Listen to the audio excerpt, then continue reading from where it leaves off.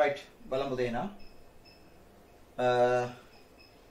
එහෙනම් එන්න පුතේ note එකේ 12 වෙනි පිටුවට අර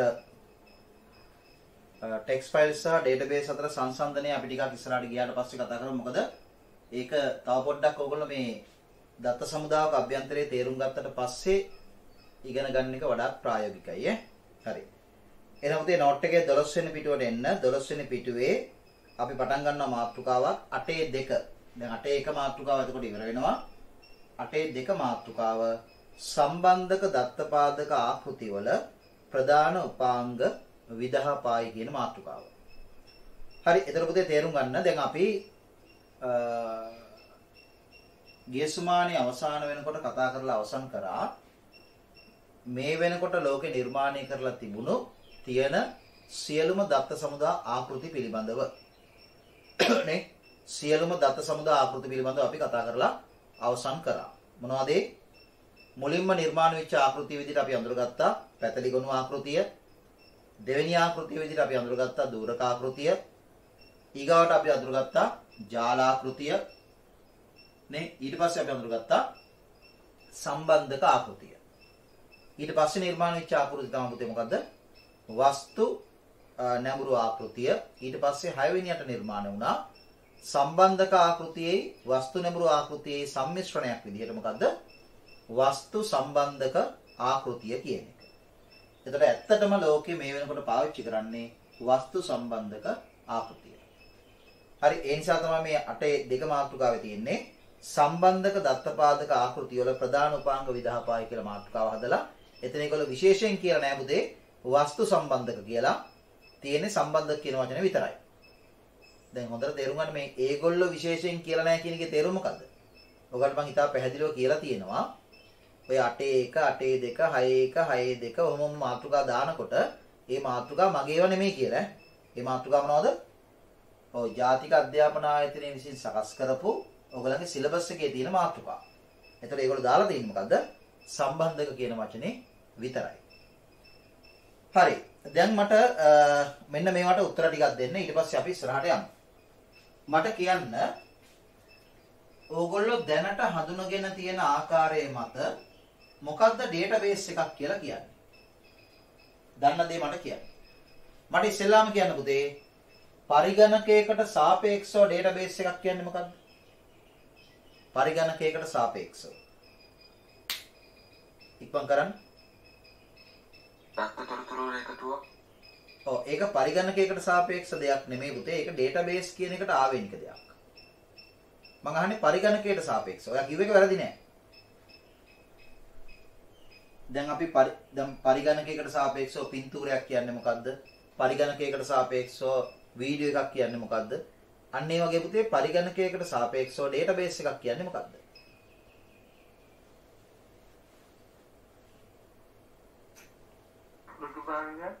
මෘදුකාංගය. අන්න ඒක තමයි මට දැනගන්න උවමනාව තිබුණේ. රයිට්. ඒකයි පුතේ මම ඔයගලන්ට කතා කරන්න කියලා කියන්නේ. හරි. හැබැයි ඔයගොල්ලෝ කතා කරනවා අඩුයි. තේරෙනවද? එතකොට දැන් ඔයගලන්ට තේරෙන්න ඕනේ මේ මම කියන මම අහන ප්‍රශ්න හැම එකකින්ම කොච්චර ප්‍රායෝගික වැදගත්කමක් තියෙනවද කියලා. රයිට්? මොකද මම ඕගොල්ලෝ වගේ දරුවෝ 100 ගානකට 1000 ගානකට උගන්වලා ඒ අත්දැකීම් මත තමයි පුතේ මේ කතා කරන්නේ. රයිට්? ඒ නිසා මට මාතෘකාවකට ප්‍රවේශ වෙනකොට ස්ථීර ලෙසම අවබෝධයක් තියෙන්න ඕනි, මට අවබෝධයක් තියෙන්න ඕනි. ඕගොල්ලන්ගේ මේ විෂයට අදාළව මේ වෙනකොට තියෙන දැනුම පිළිබඳව. ඒ අවබෝධයෙන් මත තමයි පුතේ අපි ඉස්සරහට යන්න ඕනි. ඒ අවබෝධයෙන් නැතුව ඕගොල්ලන් ඉස්සරහට ගෙනියන්න බෑ. ඒද මම ඉස්සෙල්ලාම තහවුරු කරගන්නවා මොකද්ද? ඕගොල්ලෝ සතුව මේ දක්වා අපි කතා කරපු කාරණා සම්බන්ධව තියෙන අවබෝධය නැත්තම් දැනුම මොන වගේද කියන්නේ. බොහොම හොඳ උත්තරයක් ආවා. ඩේටාබේස් එකක් කියලා කියන්නේ මෘදුකාංගයක්. ඒ කියන්නේ පුතේ software එකක් කියලා උත්තරයක් ආවා. right. ඒ උත්තරේ හරිද වැරදිද කියලා තව ටිකකින් අපි කතා කරමු. තව අදහස් තියෙනවා නම් පුතේ කියන්න. ඩේටාබේස් එකක් එහෙම නැත්නම් දත්ත සමුදාවක් කියන එක පරිගණකයකට සාපේක්ෂව මොකක්ද? මම නම් වශයෙන් අහන්න යන්නේ නැහැ ටටක් ගාලා කියන්න පුතේ. ඒ කියන්නේ නිශ්ශබ්දයි කියලා කියන්නේ අනිවාර්යයෙන්ම ඔයගොල්ලෝ දන්නේ නැහැ කියන එක පුතේ. නිශ්ශබ්දව ඉන්න බෑනේ ඔයගොල්ලන්ට. දැන් ඉස්සෙල්ලා මම කිව්වේ එහෙම ප්‍රශ්නයක් අහන්න රජීන්ද්‍රට අයිතියක් නැහැ කියලා මම ඒ වෙලාවේ කිව්වා. දැන් නිශ්ශබ්දව ඉන්න අයිතියක් නැහැ. කො ඉවන් කරන්න.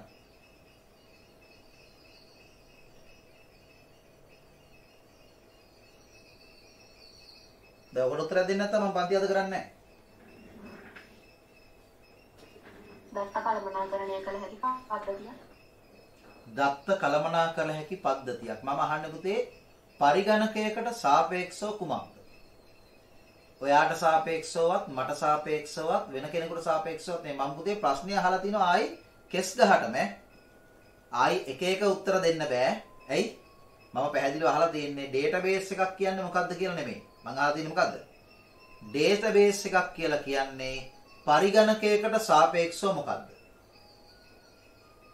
එතකොට ඔයා සදීප දුන්න උත්තරේ application software. application software එකක් right. application software එකක්.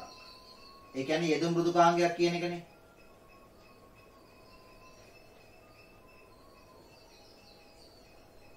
කොහොමද උත්තර?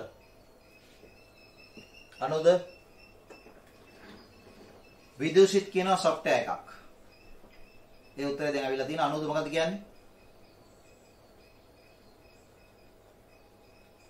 අනුද ඈ? ඒ උත්තරේ ටිකක් තමයි. ඒ කියන්නේ software එකක් කියන එකද?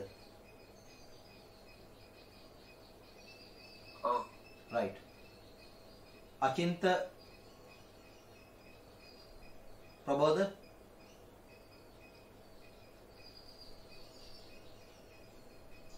උත්තර නැහැ.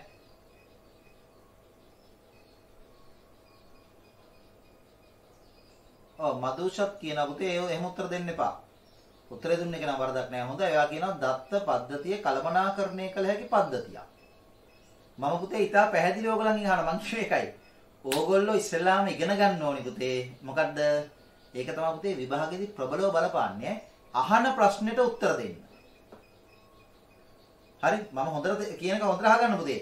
ඕගොල්ලන් දන්න දේ ඕගොල්ලන්ගේ හිතේ තියෙන දේ මට කියන්න එපා.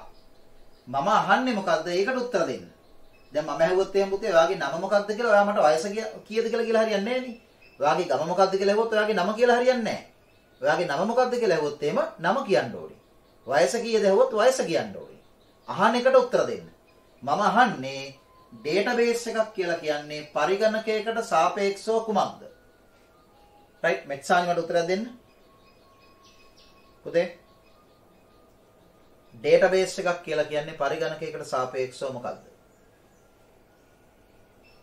මෙත්සානි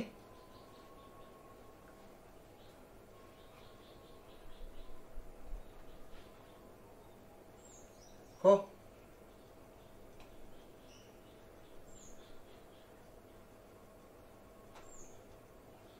සම්බන්ධ වෙලා නැද්ද?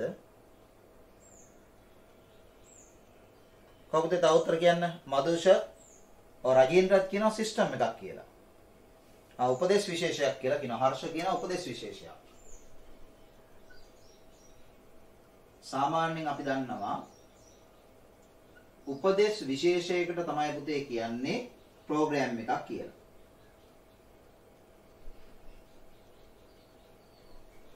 රජීන්ද්‍ර මොකද්ද කියන්නේ?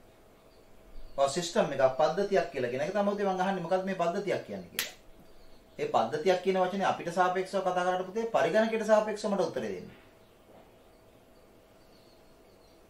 තමිදු කියනවා ගොනුවක් කියලා. ගොනුවක්. ඒ කියන්නේ ෆයිල් එකක්. තව මොනවද කියන්නේ? හසිත කියන ইনফরমේෂන් තොරතුරු කියලා. නේ? තොරතුරු කියලා කියනවා.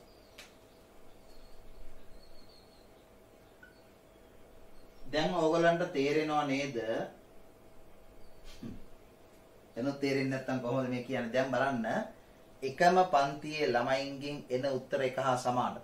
නෑ. ඒ කියන්නේ පුතේ ඕගොල්ලන්ට බොහෝ දෙනෙකුට මේ ඩේටාබේස් එකක් මොකක්ද කියන්නේ මොකක්ද කියන පිළිබඳ අවබෝධය තාම ඇවිල්ලා නැහැ.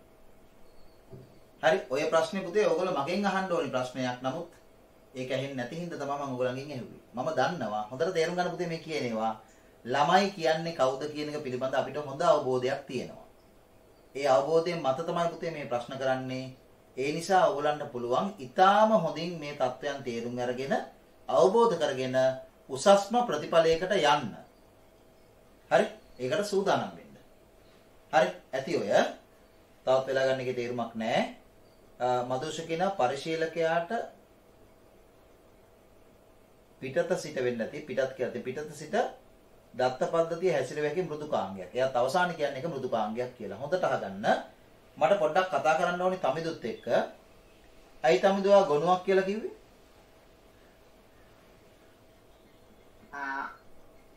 ඒක දත්ත මේ මෘදුකාංගයක් වෙන්නේ මේ database management system එක තමයි මෘදුකාංගයක් වෙන්නේ. එතකොට database එක තමයි මේ ගොනුව ෆයිල් එකක් තියෙන්නේ. ඒ කියන්නේ පුතේ database management system එක කියන software එකෙන් තමයි database එක හදන්නේ එහෙමද? ඔව්. හා? ඔව්. right බොහොම හොඳයි පුතේ. හරියටම හරි ඒක තමයි. මේ සියල්ල වැරදි. database එකක් කියන්නේ උපදේශ එකතුවක්වත් database එකක් කියන්නේ මෘදුකාංගයක්වත් නෙවෙයි. තමිදු හරියට මේක පැහැදිලි කරා. මොකද්ද? database එකක් කියන්නේ පුතේ මම උගන්ට උදාහරණයක් දුන්නා මොකද්ද? පින්තූරයක්, වීඩියෝ එකක්, සින්දුවක් වගේ තවත් ගොනු වර්ගයක්, ෆයිල් වර්ගයක්. database එකක් කියන්නේ ගොනුවක්, ෆයිල් එකක්. තේරෙනවනේ? ඒතර එවැනි databases, එවැනි ගොනු නිර්මාණය කරන මෘදුකාංගයකට තමයි කියන්නේ database management system එකක් කියලා. හරි? පැහැදිලිද? right. එතකොට හරියට තේරුම් ගන්න තියාගන්න database එකක් කියන්නේ පුතේ ගොනුවක්. right? එවැනි ගොනුවක් නිර්මාණය කරන මෘදුකාංගයට තමයි අපි කියන්නේ database management system එකක් කියලා. හරි. එහෙනම් ඔන්න ඔතනදී ඔයගොල්ලෝ වැඩේ ක්ලියර් කරගන්න ඕනි මොකද්ද? database එකක් නැත්තම් දත්ත සමුදාවක් යනු ගොනුවක්. ඒ ගොනුවේ තියෙන්නේ මොනවද? දත්ත සහ තොරතුරු. එහෙනම් දත්ත සහ තොරතුරු වලින් සමන්විත ගොනුවකට අපි කියනවා මොකක් කියලාද? database එකක් කියලා. ඉස්සෙල්ලාම ඔයගොල්ලෝ ක්ලියර්ලි ඒක තේරුම් ගන්න ඕනි. right? පැහැදිලිද? එතකොට හොඳට අහගන්න. දැන් database එකක් කියලා කියන්නේ මෘදුකාංගයක් නම් ඒක application හරි මොකක් හරි මෘදුකාංගයක් නම් පුතේ ඔයගොල්ලෝ දන්නවා මෘදුකාංගයකින් කාර්යයන් කරන්න පුළුවන්. database එකකින් පුතේ කිසිම කාර්යයක් කරන්න බෑ. database එකකින් කරන්නේ එකම දෙයයි දත්ත තොරතුරු රඳවලා තබා ගැනීම පමණයි. වෙන කිසිම දෙයක් database එකට කරන්න බෑ. database එකට කරන්න පුළුවන් එකම දේ තමයි එයා වෙත ලැබෙන දත්ත සහ තොරතුරු. එයා වෙත දත්ත තොරතුරු ලබා ගන්නවත් database එකට බෑ පුතේ. database එකට තමන් වෙත බලෙන් දත්ත ගන්න බෑ. හරි. ඔයගලන්ට මම ගිසුමානේ ඇදලා පෙන්නවා. හරියට මේ යථාර්ථය තේරුම් ගන්න යන්න මම ගිසුමානේ ඔයගලන්ට ඇදලා පෙන්නවා මෙන්න මෙහෙම. මෙන්න මෙහෙම සිලින්ඩරාකාර හැඩයකින් මම ඇඳා database එක මතක ඇතිනේ. ප්‍රායෝගික භාවිතයේදී පුතේ මේ විදිහට අපි හඳුනා ගන්න database එක කළමනාකරණය කරන්න වෙනම නිර්මාණය කරනවා කියවා programs. එතකොට හොඳට මතක තියාගන්න database එකට යවිය යුතු දත්ත නැත්නම් මේ database එකේ ගබඩා කළ යුතු දත්ත තොරතුරු programs හරහා තමයි පුතේ මෙතෙන්ට එන්නේ. ඒ කියන්නේ කිසිම database එකකට බෑ තමන්ට අවශ්‍ය දත්ත තොරතුරු ලබා ගන්න. database එකක් කියන පුතේ ක්‍රියාකාරකම් කරන්න පුළුවන් අවයවයක් නෙමෙයි. දැන් සින්දුවකට පුළුවන් ද කියන්නකෝ එයාට ඕන විදිහට ප්ලේ වෙන්න? බෑනේ අපි ප්ලේ කරන්න එපා. නේද? සින්දුව කියලා කියන්නේ අදාළ සංඥා ටික තියාගෙන ඉන්න අවයවය පමණයි. අපි ප්ලේ කළොත් ප්ලේ වෙනවා. හරි අන්නේ වගේ පුතේ database එකක් කියලා කියන්නේ දත්ත තොරතුරු රඳවලා තියාගන්න අවයවය පමණයි. එයාට තමන්ට ඕනි දත්ත ලබා ගන්නත් බෑ, තමන්ට ඕනි දත්ත ලබා දෙන්නත් බෑ. ඒතර database එකක් වෙත දත්ත ළඟා වෙන්න ඕනි ක්‍රමලේඛ හරහා. database එකක තියෙන දත්ත තොරතුරු නැවත භාවිතයට ගන්නත් ඕනි ක්‍රමලේඛ හරහා. ඔයගොල්ලෝ දැන් මේ වෙනකොට හරියට මේ කාරණා තේරුම් ගන්න තියෙන්න ඕනි. ක්‍රමලේඛ හරහා තමයි පුතේ ක්‍රියාකාරකම් සිද්ධ වෙන්නේ. ඒ පුතේ ක්‍රමලේඛ කියන එකනේ අපි කියන්නේ මොනවද කියලාද? උපදේශ කියලා. database කියන්නේ උපදේශ නෙමෙයි ඈ. තේරෙනවනේ? එතකොට මේ ක්‍රියාකාරකම් කරන උපදේශ වලට තමයි අපි කියන්නේ ප්‍රෝග්‍රෑම්ස් කියලා. එතකොට මේ ප්‍රෝග්‍රෑම්ස් කියන උපදේශ වලට තමයි ක්‍රියාකාරකම් කරන්න පුළුවන් වෙන්නේ හાર્ඩ්වෙයාර් කොටස් භාවිතයට අරගෙන. එහෙනම් ඩේටාබේස් එකක් කියලා කියන්නේ ඊටම පැහැදිලි. මොකද්ද? ගොනුවක් තමයි කිව්ව එක හරියටම හරි ෆයිල් එකක්. මෙවැනි ගොනු මෙවැනි ෆයිල්ස් නිර්මාණය කරන මෘදුකාංගයකට තමයි කියන්නේ මොකක් කියලාද? ඩේටාබේස් මැනේජ්මන්ට් සිස්ටම් එකක්, දත්ත සමුදා කළමනා කරන පද්ධතියක් කියලා. ඔය ටික අපි මුලදී කතා කරලා තියෙනවා. දැන් එහෙනම් ඒවා හරියට ක්ලියර් කරගන්න රයිට්. ඕගොල්ලෝ දුන්න උත්තරත් එක්ක ඕගොල්ලන්ට මගෙන් මොන හරි ප්‍රශ්නයක් අහන්න තියෙනවා නම් දැන් අහන්න. මොකද මෙතනින් එහා යනකොට පුතේ මේක 100% ක්ලියර් කරන් යන්න ඕනේ. නැත්තම් ඊළ වැඩක් නැහැ. මෙතනින් එහා යන්න ඕනි මේ කාරණා හරියටම වටහාගෙන. නැත්තම් පුතේ ගිහිල්ලා වැඩක් නැහැ. මගට ගියාම තේරෙන්නේ නැහැ මේ කියන්නේ මොකද්ද කියලා. සදීපා ප්‍රශ්න තියෙනවද?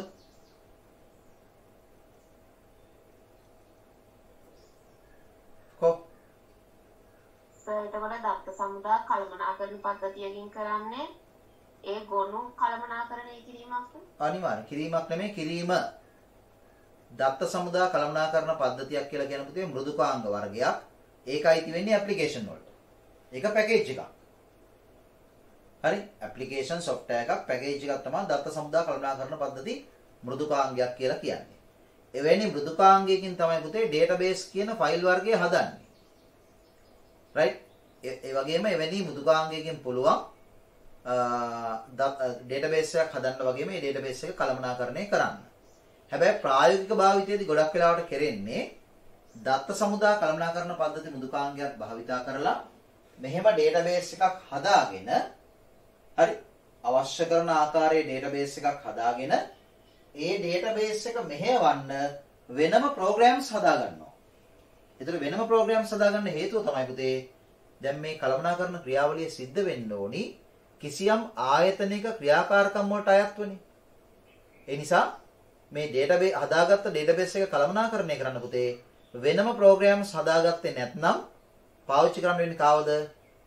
database management system කියලා කියන මෘදුකාංග වර්ගය තමයි පාවිච්චි කරන්න වෙන්නේ.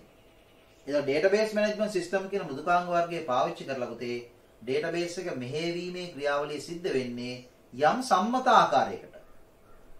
ඒතර මේ සම්මත ආකාරයකට වෙන එක පුතේ ආයතන වලට ගැලපෙන්නේ නැහැ. මොකද දැන් සුපර් මාකට් එකක් තුල දත්ත සමුදාවක් හසුරවන ආකාරයයි බැංකුවක් තුල දත්ත සමුදාවක් හසුරවන ආකාරයයි අපේ වගේ අධ්‍යාපන ආයතනයක දත්ත සමුදාවක් හසුරවන ආකාරයයි පුතේ සමාන නැහෙනි. නේද? සුපර් මාකට් එකක් ඇතුලේ භාවිතා කරන දත්ත සමුදාවක් හැසිරවිය යුතු ආකාරයයි බැංකුවක් ඇතුලේ භාවිතා කරන දත්ත සමුදාවක් හැසිරිය යුතු ආකාරයයි අධ්‍යාපන ආයතනයක් ඇතුලේ දත්ත සමුදාවක් හැසිරිය යුතු ආකාරයයි සමානද? නැහැ. හැබැයි ඔය ස්ථාන තුනේම භාවිතා කරන්න නිර්මාණය කරන database තුන හදන්නේ එකම මෘදුකාංගයෙන් වෙන්න පුළුවන්. ඒ කියන්නේ එකම දත්ත සමුදා කළමනා කරන මෘදුකාංගයෙන් වෙන්න පුළුවන්. හැබැයි උතේ එකම මෘදුකාංගයෙන් database එක හැදුවට ඒ database එක කළමනාකරණය කරන්න ඕනි මෙහෙවන්න ඕනි ආකාරය සමාන නැහැ. අන්න ඒ නිසා මොකද කරන්නේ? ප්‍රායෝගික භාවිතයේදී database එක කළමනාකරණය කරන්න වෙනම programs හදනවා. හරි? ඒතකොට දත්ත සමුදා කළමනා කරන මෘදුකාංගයේ පැත්තක තියෙනවා. ඒක අවශ්‍යයි මෙයාව හදාගන්න. මෙයාව හදාගත්තට පස්සේ පුතේ මෙයාව ලින්ක් කරනවා, සම්බන්ධ කරනවා programs එකතුවකට සම්බන්ධ කරලා තමයි ආයතනයට ගැලපෙන මොකක්ද හදාගන්නේ? පද්ධතිය හදාගන්නේ, සිස්ටම් එක හදාගන්නේ. ඔක මම ගියසුමානේ පොඩ්ඩක් මතක් කරා. ඒක මම කිව්වේ ඔයගලන්ට ප්‍රායෝගික භාවිතයත් එක්ක ඔයගලන්ට දකින්න හම්බෙන, ඇහෙන ඒ දේවල් එක්ක මාත් එක්ක සාකච්ඡා කරන්න, ප්‍රශ්න කරන්න. එතකොට ඔයගලන්ට මේක හරියටම තේරුම් ගන්න පුළුවන් වෙයි. රයිට්? තව මොනවද ප්‍රශ්න තියෙන්නේ? සදීපට දැන් තේරෙනවද කියව එක? ඔව් සර්. රයිට්. තව කාටවත් ප්‍රශ්න තියෙනවා නම් අහන්න. මේ database එකක් කියන්නේ මොකක්ද සහ database එකේ හැසිරීම සම්බන්ධව. මොකද දැන් අපි 12 වෙනි පිටුවේ ඉඳන් කතා කරන්න හදන්නේ පුතේ database එක අභ්‍යන්තරය ගැන. හරි? තමිදු මයික් එක ඔන් කරලා අහන්න.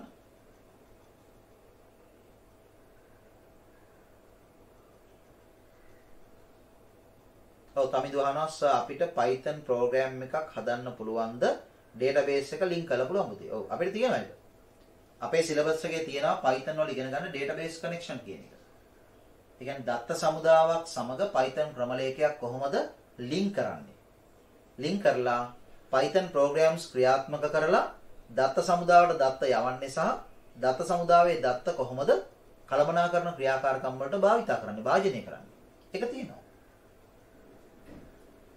හරි? සර් ඔව්. කියන්නේ database එකකින් දත්ත ලබා ගැනීම සහ ඒ කියන්නේ දත්ත ඇතුළත් කිරීමේදී ඒක කරන්නේ අපි අර හදාගන්න ප්‍රෝග්‍රෑම් එකෙන්ද නැත්නම් database management system එකෙන්ද? ඔය දෙකෙන්ම කරන්න පුළුවන් පුතේ. හොඳ ප්‍රශ්නයක් ඔය ඇහුවේ. ඔය දෙකෙන්ම කරන්න පුළුවන්. නමුත් සාමාන්‍යයෙන් ප්‍රායෝගික භාවිතයේදී ගොඩක් වෙලාවට කරන්නේ මේකේ. ඒ කියන්නේ පුතේ දත්ත සමුදා කළමනාකරන පද්ධතිය පාවිච්චි කරන්නේ නිවැරදිව database එක ගොඩනගා ගැනීම සඳහා පමණයි. නිවැරදිව දත්ත සමුදාව ගොඩනගා ගැනීම සඳහා පමණයි. කෙනෙකුට ඕයි නම් දත්ත සමුදා කළමනාකරන පද්ධති මෘදුකාංගයේ භාවිතා කරලම database එකට data දාන්න පුළුවන්. බැරි කමක් නැහැ. හරිද? හැබැයි එතකොට පුතේ අර මම කිව්වේ database එක එක ආයතන වල භාවිතා කරනකොට කරන කාර්යයන් වෙනස් වෙනවා කියලා. නේ? එතකොට එක ආයතනයක කරන කාර්යයට සමාන කාර්යයක් නෙමෙයි පුතේ තව ආයතනයක කරන්නේ. එතකොට database එකට දත්ත යනකොට ඒ දත්ත පිළිබඳව අර අපි පළවෙනි පාඩමේ කතා කරන විදිහට වළංගුතා පරීක්ෂාවන් කරලා ඒවා සත්‍යාපනය කරලා නේ ඒ වගේ ක්‍රියාකාරකම් කරන්න අවශ්‍ය වෙනවනේ. අන්නේ දේවල් කරන්න නම් ඒ කාර්යයන් වලට ගැලපෙන්නම හදාගන්න ඕනේ පුතේ programs. ඒ නිසා බොහෝ විට අපි දකින්නේ ප්‍රායෝගික සමාජයේ දත්ත සමුදා කළමනාකරන මෘදුකාංග පද්ධතියක් භාවිතා කරලා database එකක් හදලා ඒ හදපු database එකට දත්ත ඇතුළත් කිරීම program set එකක් හදාගෙන ඒ programs හරහා සිදු කරනවා. නමුත් ඔය ඇහුවා වගේ මොකද්ද කියන්නේ දත්ත සමුදා කළමනාකරන මෘදුකාංග පද්ධතියකිනුත් නැත්නම් මෘදුකාංගයකිනුත් හදපු database එකට data දාන්න පුළුවන්. හැබැයි ප්‍රායෝගික භාවිතයේදී ගොඩක් වෙලාවට සිද්ධ වෙන්නේ ඒක නෙවෙයි. හොඳ ප්‍රශ්නයක් ඒක. right. තවහන්. ඒ තමයි කිව්වේ ප්‍රායෝගික භාවිතය පිළිබඳ අපි හොඳ අදහසක් අරගෙන ඉස්සරහට යමු. කොහොම? තමනක් තියෙන්නේ.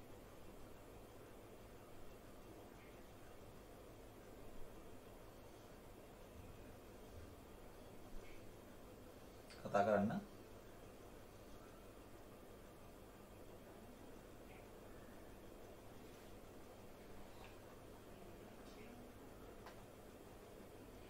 right. මදුෂහනවා ඕනිම දත්ත තොරතුරු ගොනුවක් දත්ත සමුදා පද්ධතියකට අයිතිද? මදුෂ පුතේ ඒක පොඩි සංශෝධනයක් වෙන්න ඕනි. ඕනෑම දත්ත තොරතුරු ගොනුවක් නෙමෙයි. ඕනෑම දත්ත සමුදාවක්.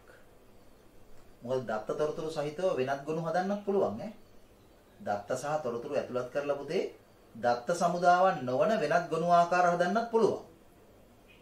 හරි? එතකොට අපි ඒක අහන්න ඕනේ කොහොමද? ඕනිම දත්ත සමුදාවක් දත්ත සමුදා පද්ධතියකට අයිතිද? ඒ කියන්නේ database එකක් හදන්න බෑ දත්ත සමුදා database management system එකක් නැත්නම් දත්ත සමුදා කළමනාකරන මෘදුකාංගයක් භාවිතා නොකර. database එකක් හදන්න නම් අනිවාර්යෙන් පාවිච්චි කරන්න ඕනි දත්ත සමුදා කළමනාකරන පද්ධති මෘදුකාංගයක්. ඒ නිසා ඕනෑම දත්ත සමුදාවක් කිසියම් දත්ත සමුදා කළමනාකරන මෘදුකාංගයකට අයිතියි. ඕනෑම දත්ත සමුදාවක් දත්ත තොරතුරු එකතුවක් නෙමෙයි ඈ. මදුෂට මට මේ ප්‍රශ්නෙට දෙන්න තියෙන උත්තරේ පුතේ ඒක පොඩි සංශෝධනයකට යටත්ව ඈ. තව මොනවද? කියන්නේ? සර්. ඔකේ. සර් දැන් අපි database හදන්න ඕනිම දැන් software ගොඩක් තියෙනවනේ. තේරුණා පුතේ? database එකක් හදන්න software ගොඩක් තියෙනවනේ. ඔව් දත්ත සමුදා කල්පනා කරන මෘදුකාංග කීපයක් තියෙනවා. ගොඩාක් කෙසේ වෙතත් කිහිපයක් තියෙනවා. අපි දැන් එක software එකකින් හදපු database එක වෙන software එකකින් හදන්න වෙනස් කරන්න බැරි එකකට. පුළුවන්. එහෙම සපෝට් කරන ඒවා ගොඩාක් තියෙනවා පුතේ. ඒ කියන්නේ මෙහෙමනේ දැන් ඕක ඔයා අහන ප්‍රශ්නේ ගොඩක් වැදගත් ගොඩක් ප්‍රායෝගිකයි. ඕක පුතේ මෘදුකාංග නිර්මාණය කරන පුජ්‍යලස ආයතන දන්නවනේ. දැන් පුතා ඔය කියන එක ඊටාම වැදගත් වෙන්නේ මෙන්න මෙහෙමයි. අපි හිතමු 1980 දශකයේ හදපු database එකක් කියලා හිතන්නකෝ. 1980 දශකයේ හදපු database එකක්. අපි හිතමු මහ බැංකුවේ කියලා. මේ ශ්‍රී ලංකා මහ බැංකුවේ භාවිතය සඳහා හැදුවා 1980 database එකක්. ඒතර පුතේ 1980 ඩේටාබේස් එකක් හදනකොට පාවිච්චි කරන්න වෙන්නේ 1980 ගණන් වල තිබිච්ච ඩේටාබේස් මැනේජ්මන්ට් සිස්ටම් එකක් නේ. නේද? මම උදාහරණ කිව්වා DBase 3+, Fox Pro, Fox Base ඔන්න ඒ වගේ software තමයි ඒ කාලේ තිබුණේ. දත්ත සමුදා කළමනාකරණ පද්ධති මෘදුකාංග නැත්නම් database management systems විදියට. අපි කෙටියෙන් කියනවා DBMS කියලා. එතකොට එවැනි මෘදුකාංගයක් භාවිතයෙන් ඔන්න database එක හැදුවා. දැන් මහ බැංකුවේ ඇතුලේ ඔය database එක පාවිච්චි කරමින් ඉස්සරහට ආවා. ඔය එනකොට පුතේ 90 දශකයේ 2000 දශකයේ අලුත් දත්ත සමුදා කළමනාකරණ මෘදුකාංග හැදුණානේ. නේ? දැන් අපි හිතමු අර database එක නවීකරණය කරලා ගන්න ඕනි අලුත් තත්ත්වෙට. හරි? එතකොට පුතේ සමහර විට සමහර අවස්ථාවලදී ඒ තිබිච්ච database එක කියන්නේ 80 දශකයේ නිර්මාණය කරපු පැරණි database එක අලුත් තත්ත්වෙට පරිවර්තනය කරන්න අලුත් database management software මෘදුකාංගවල නැත්නම් software වල පහසුකම් තියෙනවා. ඒ පහසුකම් ඇති කරන්නේ පුතේ වෙන හේතුවක් නිසා නෙමෙයි. නැත්තම් ඔයගොල්ලෝ හිතන්න අර 80 දශකයේ නිර්මාණය කරපු database එක ඇතුලේ තියෙන්න පුළුවන් දත්ත කෝටි ගාණක්. අවුරුදු ගාණක් ඇතුළත් කරපු දත්ත තියෙන්න පුළුවන්. එතන පුතේ ඒ දත්ත ටික දැන් අලුතෙන් හදන database එකට ගන්න බැරි වුණොත් ආයි මුල ඉඳන් ටයිප් කරන්න එපා. කොච්චර නාසියක්ද කියන්නේ එක පැත්තකින් කාලය, එක පැත්තකින් ශ්‍රමය, අනිත් පැත්තෙන් මුදල්. ඒ නිසා පුතේ අලුත් දත්ත සමුදා කළමනාකරණ මෘදුකාංග නිර්මාණය කරනකොට ඒ ගැන ඒ අදාළ ඉංජිනේරුවෝ විද්‍යාඥයෝ හිතනවා. හිතලා පැරණි database අලුත් මෘදුකාංගات එක්ක සම්බන්ධ කරන්න පුළුවන් වෙන්න තමයි අලුත් දත්ත සමුදා කළමනාකරණ මෘදුකාංග හදන්නේ. අනුදේ ප්‍රශ්නේ ගොඩක් වැදගත්. මොකද ඒකත් මේ ප්‍රායෝගික සමාජයේ තියෙන වැදගත්ම සිදුවීමක්. හරියට හරි ගොඩක් හොඳයි අය ආව එක. එහෙම කරන්න පුළුවන් පුතේ. දැන් උදාහරණයක් ගත්තොත් එහෙම DBS වලින් හදපු database එකක් Access කියන software එක හරහා භාවිතයට ගන්න පුළුවන්. data වලට කිසි ප්‍රශ්නයක් වෙන්නේ නැහැ. හරි. එතකොට මේ දත්ත සමුදායේ ස්වභාවයත් වෙනස් කරලා අලුත් තත්ත්වයට ගන්න පුළුවන්. අවුලක් නැහැ. තමත් තියෙන්නේ. ඒතර ඕනිම software එක අපේ සාමාන්‍ය මූලික මේ software කියන්නේ database software එක තියෙන ඕනි features ඔක්කොම ටික තියෙනවා. තේරුන්නේ නැහැ මට කියපේක. ඒ කියන්නේ අපි database එක ගන්න features ඔක්කොම හැම මේ නෑ ඒක පුතේ පොඩ්ඩක් වෙනස් වෙන්න පුළුවන්. තිබිය යුතු මූලික දේවල් ටික කොහොමද තියෙනවා. ඒ කියන්නේ අපි හිතමු ABCD කියලා දත්ත සමුදා කළමනාකරණ මෘදුකාංග 4ක් ගත්ත කියලා හිතන්නකෝ වර්තමානයේ පාවිච්චි කරන. වර්තමානයේ භාවිතය සඳහා නිර්මාණය කරලා තියෙන ABCD කියලා දත්ත සමුදා කළමනාකරණ මෘදුකාංග 4ක් ගත්තොත් ඒ හතරෙම තියෙන්නේ පුතේ සමාන පහසුකම් නෙමෙයි. එක එක software වල පහසුකම් වල යම් යම් වෙනස්කම් තියෙන්න පුළුවන්. හැබැයි ඔය හතරෙම තියෙනවා තිබිය යුතු පහසුකම්. ඔයාලා මේ පාඩම ඉස්සරහට ගෙනගෙන යනකොට තේරෙයි තිබිය යුතු පහසුකම් මොනවද කියලා. අනිත් ඒවා නොතිබිය යුතු පහසුකම් නෙමෙයි. ඒවට අපි කියන්නේ අමතර පහසුකම්. තිබිය යුතු පහසුකම් පුතේ කොහොමද තියෙන්න ඕනේ. හරි. දැන් උදාහරණයක් අපි ගත්තොත් එහෙනම් හිතන්නකෝ ෆෑන් එකක් ගන්නකෝ. ෆෑන් එකක් ගත්තොත් අනිවාර්යයෙන්ම ෆෑන් එක on off කරන්න හැකියාවක් තියෙන්න ඕනේ. ස්පීඩ් එක අඩු වැඩි කරන්න හැකියාවක් තියෙන්න ඕනේ. ඒක රොටේට් කරන්න කරකවන්න හැකියාවක් තියෙන්න ඕනේ. මම මේක තමයි ස්ටෑන්ඩ් ෆෑන් එකක් වගේ ෆෑන් එකක්. හරිද? නැත්නම් ෆෑන් එක කොහොමද කරකිනවනේ? ඒක නෙමෙයි මම කිව්වේ ඈ. හරි. හැබැයි පුතේ ෆෑන් එකක ටයිම් එකක් තියෙන එක අනිවාර්ය නෑ. ෆෑන් එකක ලයිට් එකක් තියෙන එක අනිවාර්ය නෑ. ෆෑන් එකක රේඩියෝ එකක් තියෙන එක අනිවාර්ය නෑ. ඔයගොල්ලෝ ඒක දන්නවනේ. හැබැයි අපි දන්නවා සමහර ෆෑන්ස් වෙළඳපොලේ තියෙනවා. ඒකේ ටයිම් එකකුත් තියෙනවා. හරි? පැහැදිලිද? සමහර ෆෑන් තියෙනවා ඒකේ ලයිට් එකකුත් තියෙනවා. සමහර ෆෑන් තියෙනවා රේඩියෝ එකකුත් තියෙනවා. සමහර ඒවා තියෙනවා පුතේ FM channel එක තියෙනවා. අපිට ඕන නම් පෙන් එකක් USB port එකකුත් තියෙනවා. පෙන් එකක් ගහලා සමහරට සින්දු අහන්නත් පුළුවන්. ප්ලේයර් එකකුත් තියෙනවා. ඒව ෆෑන් තියෙනවා. ඉතින් ඒව අමතර ඒවා. ඒතර ෆෑන් එකකින් පුතේ සින්දු අහන්න බැරුණා කියලා ප්‍රශ්නයක් නැහැ. නේ? නමුත් කාට හරි කෙනෙකුට ඕන සින්දු අහන්න ඕන කෙනෙකුට ඒ පහසුකමක් දීලා තියෙනවා. එතකොට අර වෙළඳපොලේ එවැනි ෆෑන්ස් විකිනෙන්න තියෙන ප්‍රවණතාවය වැඩි. ඒක පුතේ වාණිජමය වශයෙන් කරන දේවල් ඒව මෘදුකාංග වලටත් අදාළයි, වෙන දේවල් වලටත් අදාළයි. නේ? පැහැදිලි? දැන් සරල උදාහරණයක් ගන්නකො මෙහෙම. දැන් මේ ටියුට් එකට මේ කවර් පේජ් එක ගහනකොට පුතේ right දැන් ඕගලන්ට database ඉගෙන ගන්න බැරි වෙනවද මේ විදිහේ cover page එකක් ගැහුවේ නැත්තම් මට කියන්න අනුද එහෙම වෙන්නේ නැහැ හැබැයි එහෙම වෙන්නේ නැහැ කියලා මම ඔහම cover page එකක් ගැහුවේ නැත්තම් මොකද වෙන්නේ අනුදම කියන්නකො මොකක්ද දැන් කොහොම cover page එකක් නැතුව නිකන් මොකක් හරි කොලයක් මම දාලා ඔය ටියුට් එක ඔයගලන්ට දුන්නොත් ඔයගොල්ලෝ ඒකට කැමතිද? මොකද ළමන මානසික සංගතේට මට වියදම අඩු වෙනවා. මට කියන්න ඔයගොල්ලෝ කැමතිද ඒකට?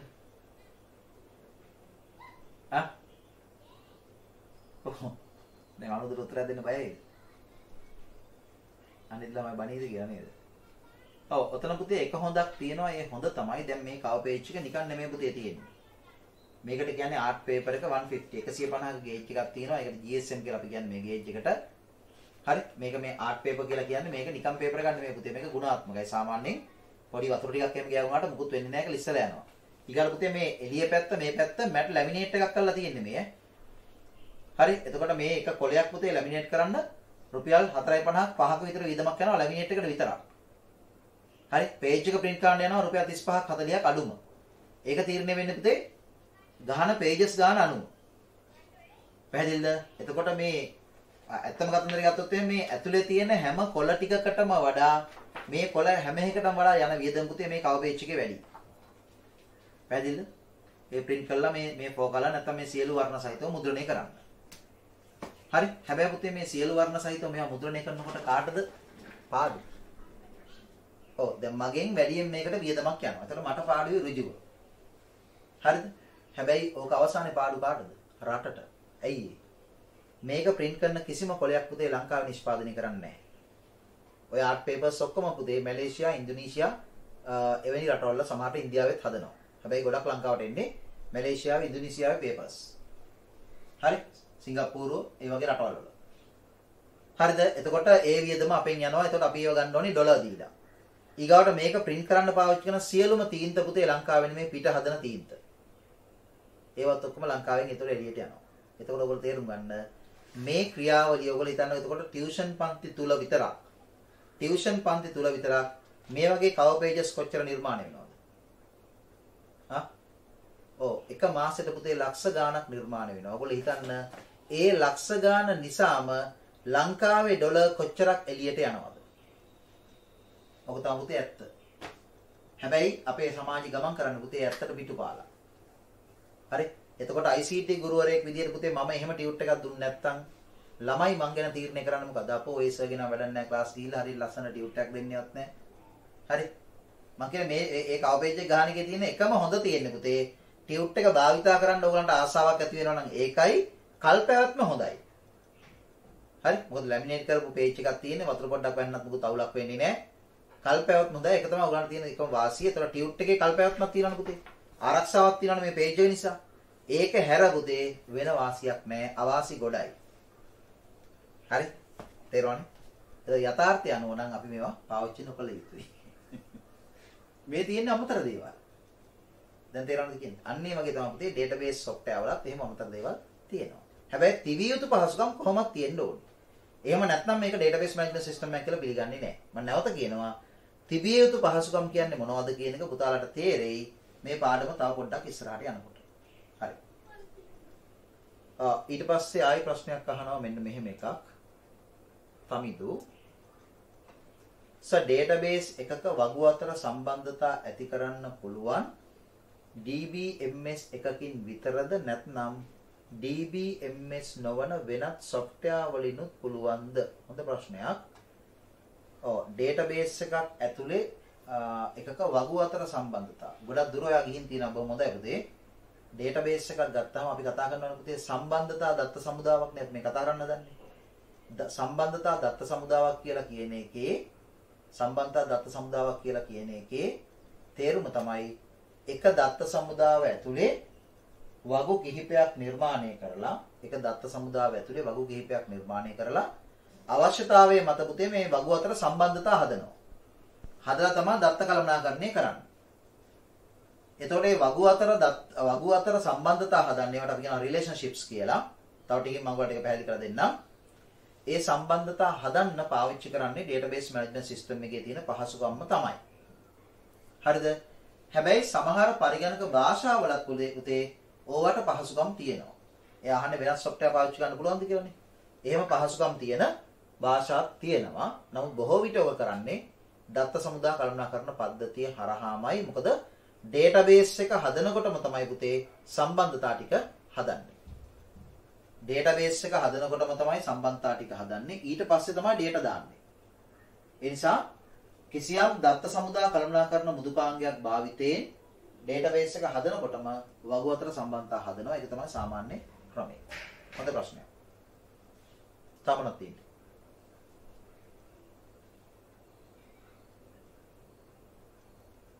වෙන ප්‍රශ්න තියෙනවද?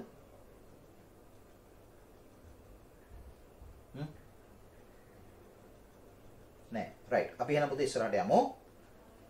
මම ඉස්සෙල්ලාම ඔයගලන්ට මේ database එක ස්වභාවය ප්‍රැක්ටිකලි කොහොමද කියන එක පෙන්වන්නම් ඈ. හරි. අපි පොඩ්ඩක් ඒක බලලා තත්ත්වය තේරුම් අරගෙන පුතේ ඉස්සරහට යමු. එතකොට වඩාත්ම සාර්ථකයි. මොකද මේ කාරණේ වඩා හොඳින් තේරෙන කට්ටියක් ඉන්නවා නොතේරෙන කට්ටියක් ඉන්නවනේ. නේද? ඒ හැමෝටම අපි මේක තේරෙන මට්ටම හදලා දෙන්න ඕනේ. ඔන්න බලා ගන්න එහෙනම්.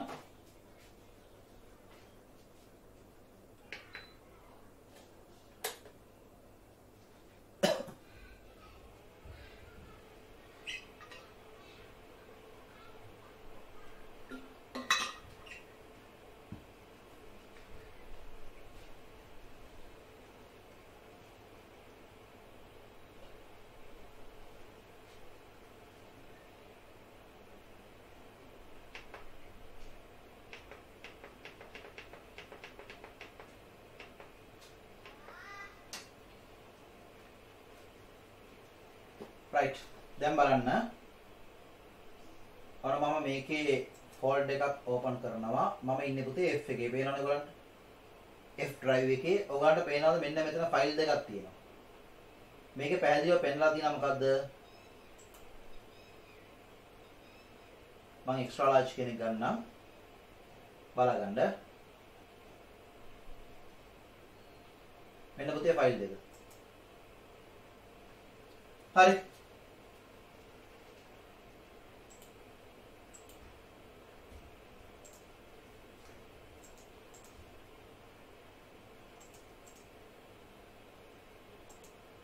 බලන්න මෙතන පැහැදිලිවම පෙන්නනවා මොකද්ද Microsoft Access database දෙකක් තියෙනවා.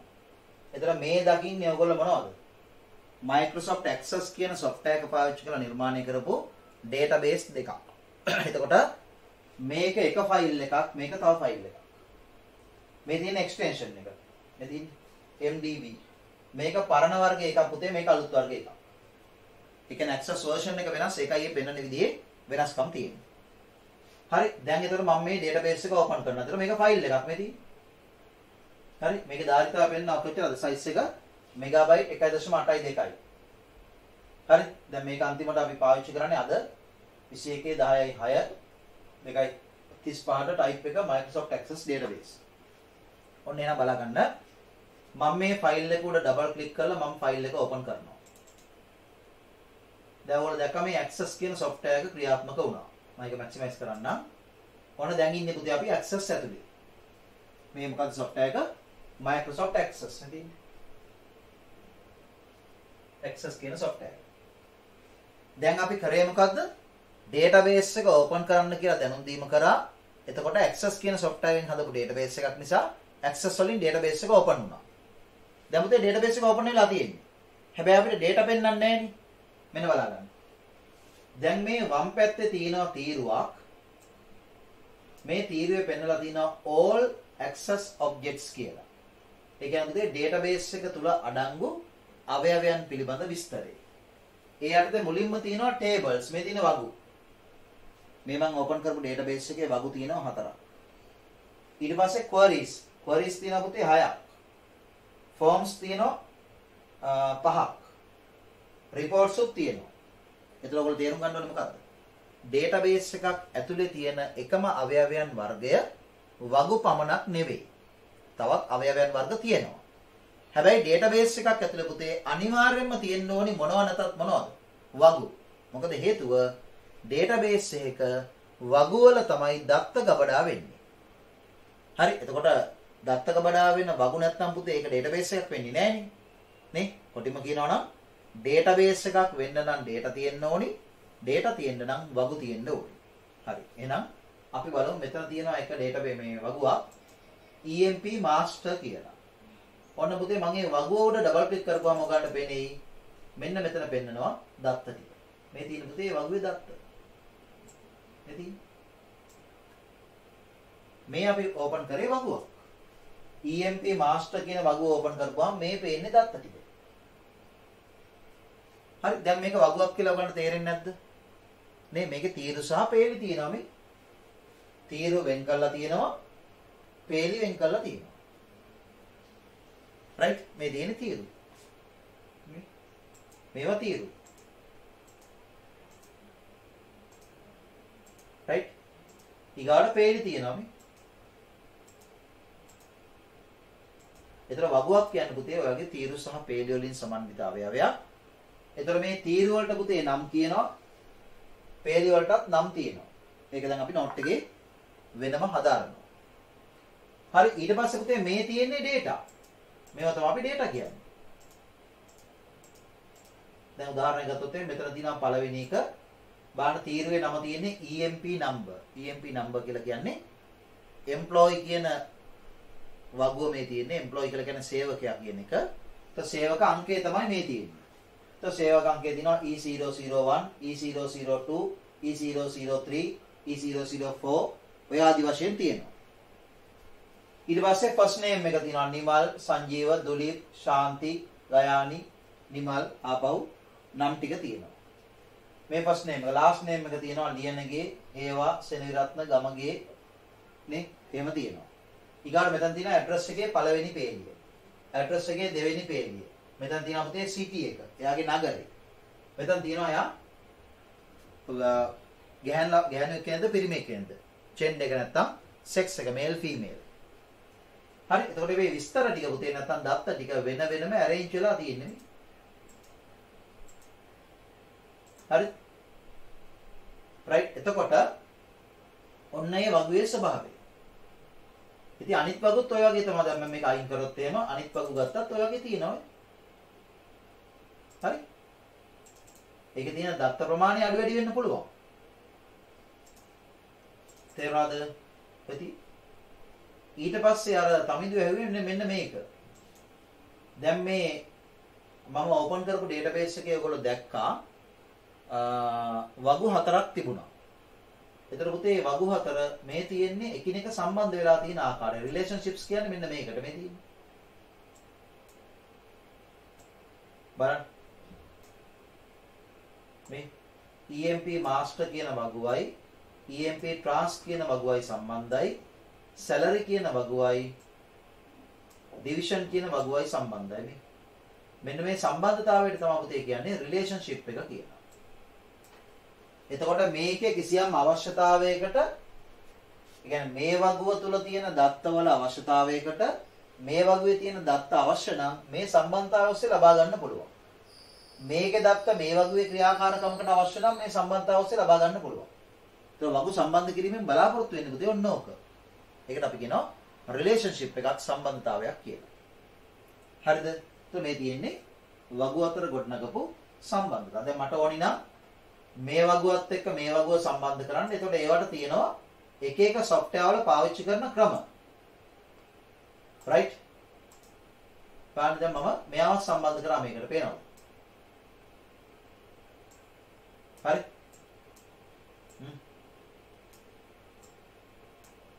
එහෙම ගත්තා නම් වඩා සාර්ථකයි. ඒක ඔයගොල්ලන්ට හොඳට පේනවා. ඒ බලන්න. ඇති. දැන් කොහොමද මේක තියෙන්නේ?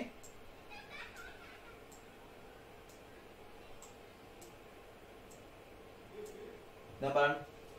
මේ වගුවත් එක්ක මෙයත් සම්බන්ධයි මෙයත් සම්බන්ධයි. හරි? මේ වගුවත් එක්ක මෙයා සම්බන්ධයි. ඔය තියෙන සම්බන්ධය. ඒවට තමයි අපි කියන්නේ රිලේෂන්ෂිප්ස් කියලා. ඉතින් ඔන්න ඔය තමයි පුතේ දත්ත සමුදාවක් අභ්‍යන්තරයේ ස්වභාවය. ඒතර දත්ත සමුදාවක් ඇතුලේ විවිධාකාරයේ අවයවයන් තියෙන්න පුළුවන්. හැබැයි තිබිය යුතුම අවයවයන් වර්ගයක් තියෙනවා. ඒවට තමයි අපි කියන්නේ වගු නැත්තම් ටේබල්ස් කියලා. මේ තියෙන්නේ. මොකද මේ වගු ඇතුලේ තමයි පුතේ දත්ත ගබඩා කරන්නේ. ඒ නිසා ඕනෑම දත්ත සමුදාවක් සාර්ථක වෙන්න නම් එක වගුවක්වත් තිබිය යුතුයි. ඔන්න ඔක තමයි කතන්දරය. හරි ඉස්සෙල්ලාම ඒ කාරණේ අපි තේරුම් අරගෙන ඉන්න ඕනේ. ඒකයි මම ඔයගලන්ට මේක පෙන්නුවේ. හරි දැන් අපිට පුළුවන් ඉස්සරහට යන්න. හරි එහෙනම් අපි බලමු මොකක්ද ඉතිරි තත්වයන් කියන්නේ. හරි. දැන් එහෙනම් බලන්න අපි 12 වෙනි පිටුවට ආවා. ඒකේ මුලින්ම පැහැදිලි කරනවා පුතේ සම්බන්ධක නැත්නම් වගු. ඒතර වගුවකට කියනවා පුතේ හොඳ නමක් සම්බන්ධකයක් කියලා. ඒකට කියන්නේ ඉංග්‍රීසියෙන් රිලේෂන් එකක් කියලා. වගුවකට පාවිච්චි කරන අලුත් නමක් සම්බන්ධකයක් නැත්නම් රිලේෂන් එකක් කියලා. හරි. රෝල් තුනක හිස්තනක් තියෙනවා ඒක ලියන්න. ලියන්න සම්බන්ධකයක් යනු 12 වෙනි පිටුවේ මුලින්ම තියෙනවා මාතෘකාව සම්බන්ධක නැත්නම් වගු. ඒක ලියන්න සම්බන්ධකයක් යනු වගුවකි. සම්බන්ධකයක් යනු වගුවකි.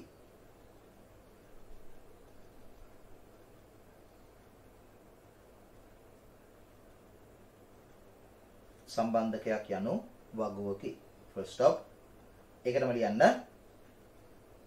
සම්බන්ධක දත්ත සමුදාවක් තුල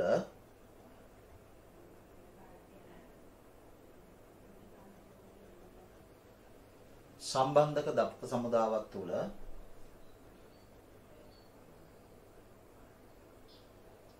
ගබඩා කරන දත්ත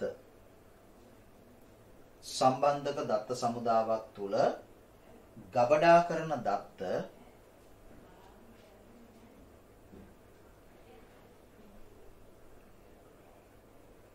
සම්බන්ධක දත්ත සමුදාවක් තුල ගබඩා කරන දත්ත වෙන්වෙන්ව ගබඩා කරන දත්ත වෙන්වෙන්ව ක්‍රමානුකූලව සම්බන්ධක දත්ත සමුදාවක් තුල ගබඩා කරන දත්ත වෙන්වෙන්ව ක්‍රමානුකූලව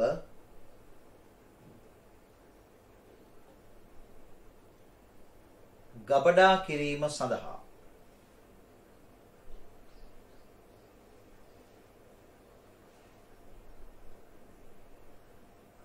වෙන්වෙන්ව ක්‍රමානුකූලව ගබඩා කිරීම සඳහා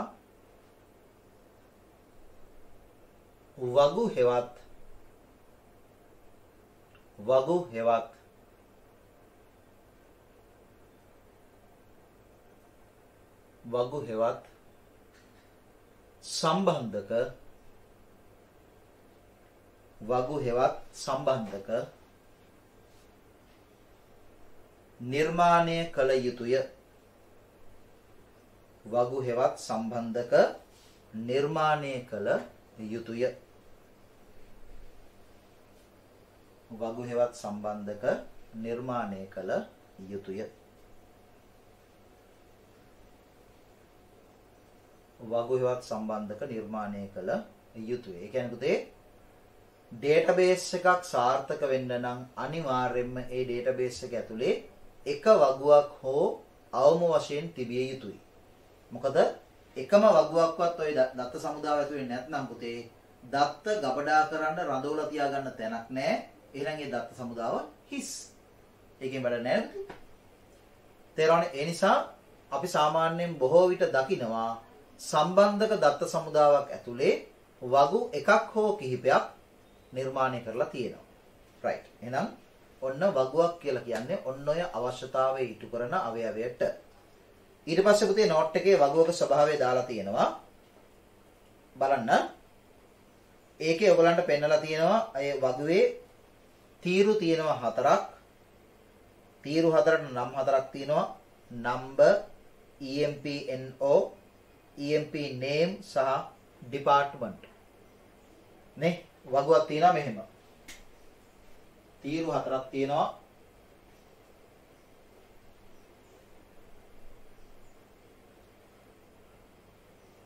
එතකොට පළවෙනි තීරුව නම්බර් කියලා තියෙනවා. ඊගාව එක EMP නම්බර් කියලා තියෙනවා. ඊගාව එක EMP name කියලා තියෙනවා. සහ අවසාන එක තියෙනවා මොකක් කියලාද? department කියලා.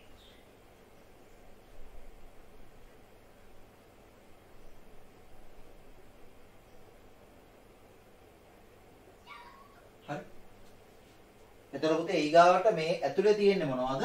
දත්ත. ඒවා තමයි මේ පේලි විදිහට තියෙන්නේ.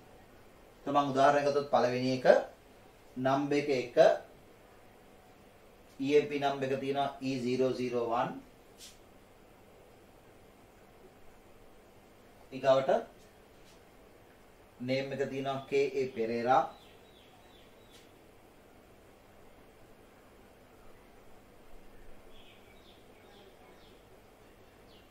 KA පෙරේරා ඊගාවට ඩිපාර්ට්මන්ට් එක තියෙනවා account. ඔහොම තමයි තියෙන්නේ. හරිනේ පුතේ? right. දැන් මේකේ තියෙන මූලික સિદ્ધාන්ත හරියට තේරුම් ගන්න. තියරිස් ටික තේරුම් ගන්න. සාමාන්‍යයෙන් පුතේ මේ තීරුවකට අනිවාර්යෙන් තියෙන්න ඕනි නමක්. ඒ මත තමයි තීරණය වෙන්නේ ඒ තීරුව තුල ගබඩා වෙන දත්ත මොන ආකාරයේ දත්තද කියන එක. ඒතර දැන් අපි දන්නවා මේ තියෙන්නේ ආයතනයක වැඩ කරන සේවකයන්ගේ විස්තර සහිත වගුවක්. එහෙනම් අපිට මේ වගුවේ නම ගන්න පුළුවන් employee. employee කෙනෙක් කියන්නේ පුතේ සේවකයෙක්. සාමාන්‍ය මේ වගුවක නම් ගන්නකොට ඒ වගේ මේ තීරුවල නම් ගන්නකොට පුතේ ගන්නේ ඒක වචන. ඒක නීතියක් නෙමෙයි සම්ප්‍රදායක් ඈ. employees කියලා කියන්නේ සේවකයින් කියලා කියන්නේ සේවකයා කියලා කියන්නේ. එතකොට මේ තියෙන්නේ වගුවේ නම. එහෙනම් මේ වගුවේ ගබඩා වෙලා තියෙන්නේ මොනවද? සේවකයින්ගේ දත්ත. එතකොට පුතේ ඒ සේවකයින්ගේ දත්තවල මුලින්ම මේ තියෙන්නේ මොකද්ද? සේවක අංකය. අණු අංකය. 1 2 3 4 5 කියන්නේ අණු අංකය. employee number කියලා කියන්නේ සේවක අංකය. සේවකයාගේ අංකය. මේ අණු අංකය කියලා කියන්නේ ඉන්ඩෙක්ස් එක. දැන් ඔයගොල්ලන්ගේ අර ඉස්කෝලේ තියෙන රෙජිස්ටර් එක ගත්තත් පුතේ 1 2 3 4 5 කියලා වම් පැත්තේ කෙරවල තීරුවක් තියෙනවනේ. නේ? නම තියෙන්නේ කීවෙනියටද කියලා අඳුරගන්න. අන්න ඒ වගේක් තමයි මේ තියෙන්නේ. මේ තියෙන සේවක අංකය, මේ තියෙන සේවකයාගේ නම, මේ සේවකයා වැඩ කරන දෙපාර්තමේන්තුව මොකක්ද කියන එක. එතනදී මම මේ තියරිස් කියන වචනේ පාවිච්චි කරේ මෙන්න මේ හේතුව මත. ඕගොල්ලන්ට පේනවා මෙන්න මෙතන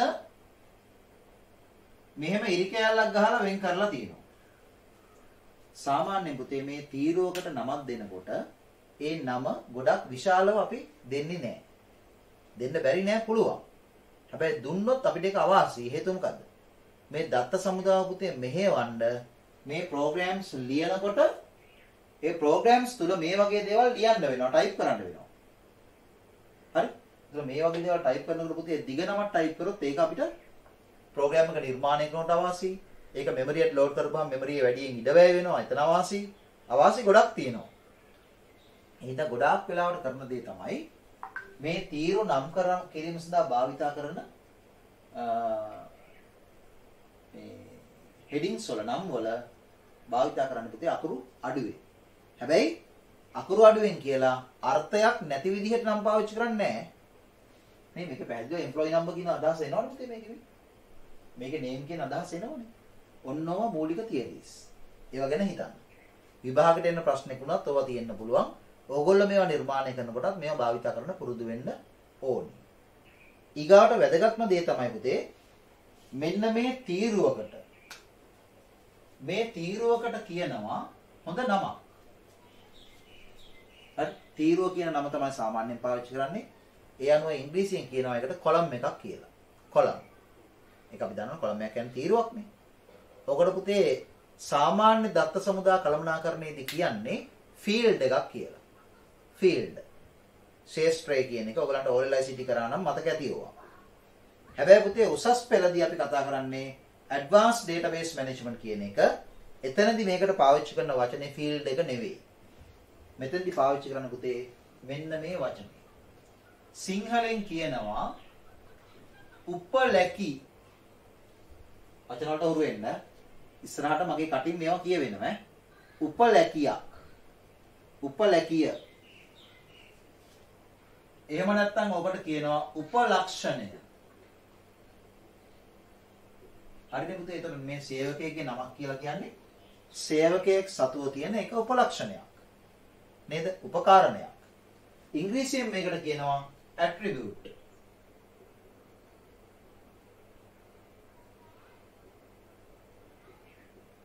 attribute එකක් කියලා. ඔන්නක ලියා ගන්න ඕනේ ඔයගොල්ලෝ. ඒ මම කොටුවක් දාලා තියෙන ඒක ඇතුලේ ලියා ගන්න. පොඩියට උපලැකිය හරස් ඉරක් උපලක්ෂණය attribute. ටග් ගාලා ලියා ගන්න. උපලැකිය උපලක්ෂණය attribute. හරි පුතේ? ඊගාවට මේ පේලියකට අපි කියනවා ඔකට අපි සාමාන්‍යයෙන් කියන පුතේ රෙකෝඩ් එකක් කියලා. සාමාන්‍ය පෙළ ICT වල හැබැයි උසස් පෙළදී ඔකට එනවා පුතේ වෙනම වචනයක්. ඒකට අපි කියන්නේ උපලැකියානය. සිංහලෙන් හදලා තියෙන වචනේ උපලැකියානය. ඉංග්‍රීසියෙන් කියනවා ටිපියුල් එකක් නැත්නම් ටපල් එකක් කියලා. උපලැකියානේ නැත්නම් ටපල් එක. ටිපියුල් කියලා කිව්වත් වැරදි නෑ ඔක. මාක් කරගන්න එක. එතකොට වගුවක සංයුතිය පිළිබඳව ඔයගොල්ලන්ට දැන් අවබෝධයක් තියෙන්න ඕනි. වගුවක් හැදෙන්නේ උපලැකි සහ උපලැකියාන එකතු වෙලා. ඒ කියන්නේ තීරු සහ පේලි එකතු වෙලා නෙපුතේ වගුවක් හැදෙන්නේ. තීරුවකට කියනවා මොනවා කියලාද? උපලැකි කියලා. පේලියකට කියනවා මොනවා කියලාද? උපලැකියාන කියලා. හරි? එතකොට තීරු සහ පේලි එකතු වෙලා තමයි වගුවක් හැදෙන්නේ. ඒ වගුව වල තමයි මේ තියෙන්නේ දත්ත. ඒවා දත්ත. හරි? ඔය තියෙන පුතේ වගුවක ස්වභාවය. ඊට පස්සේ තව සාම්පල්ස් කීපයක් මම දීලා තිනවා. තව කාරණාත් එක්ක ඒවා පොඩ්ඩක් බලන්න. ඒ තියෙන හැම කාරණයක්ම මේ වෙලාවේ කතා කරන්න බෑ. අපි පොඩ්ඩක් ඉදිරියට යමු. හරි? බලන්න. ඔව්. එතන ඒ හිස්තන එහෙමම තියලා එන්න නෝට් එකේ 13 වෙනි පිටුවට. 13 වෙනි පිටුවේ පුතේ ওই ටික අපිට අඳුර ගන්න තියෙනවා. ඔන්න මුලින්ම තියෙන උපලැකි ඒ කියන්නේ attributes ඒවට තමයි තීරු නැත්නම් columns fields කියලා කියන්නේ. ඊගාට දෙවෙනි එක තියෙනවා උපලැකියාන ඒවට තමයි ඉංග්‍රීසියෙන් tupules කියන්නේ. ඒකටම තමයි පේලි rows නැත්නම් records කියලා කියන්නේ. හරි. දැන් ලියන්න එහෙනම් මුලින්ම උපලැකි attributes කියන්නේ මොනවද? right ලියන්න.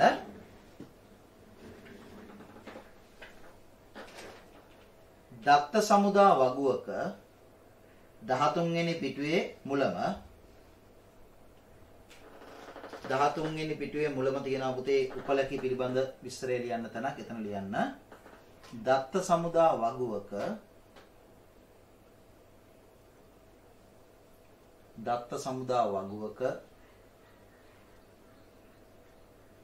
එනම් සම්බන්ධයක ඒකට සම්බන්ධයක් කියලා කියනවා. ඉංග්‍රීසියෙන් කියනවා රිලේෂන් කියලා.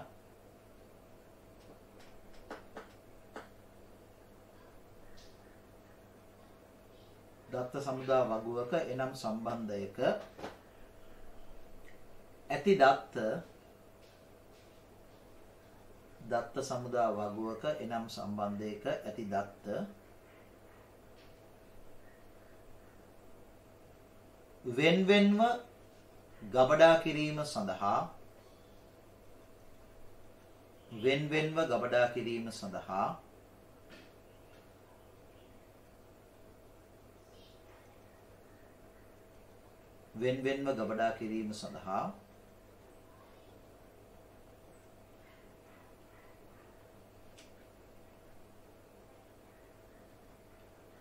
වෙන්වෙන්ව ගබඩා කිරීම සඳහා උපලැකි භාවිතා කරයි. වෙන්වෙන්ව ගබඩා කිරීම සඳහා උපලැකි භාවිතා කරයි.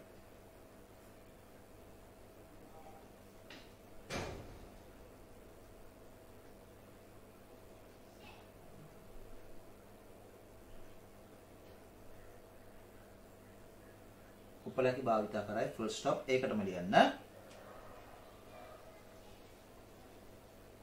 උපලැකියක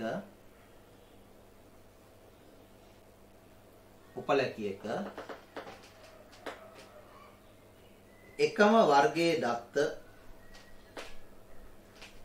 උපලැකියක එකම වර්ගයේ දත්ත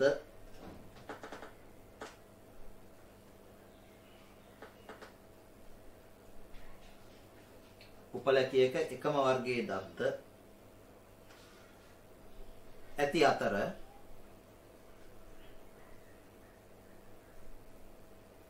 එය කොටස් වලට වෙන් කළ නොහැක. නැත්නම් ඒ කොටස් වලට වෙන් නොකෙරේ. නැත්නම් ඒ කොටස් වලට වෙන් නොකරයි.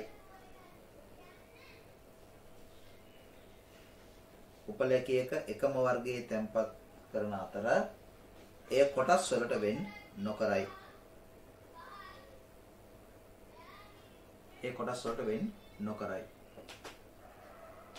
right ඒ කියන්නේ පුතේ මෙන්න මෙහෙම දෙයක් මේ බලන්න දැන් ඔයගලන්ට පේනවා මේ උපලැකිය මොකද්ද employee name කියන එක. එහෙනම් පුතාලට පැහැදිලි මේ තීරුවේ මේ උපලැකියේ කොච්චර දත්ත ඉස්සරහට තැම්පත් කරත් දත්ත කෝටි ගාණක් තැම්පත් කරත් මොකද කියන්නේ මේ හැම දත්තයක් මොකක් වෙන්න ඕනද නමක් විය යුතුයි. මොකද හෙඩින් එක නම.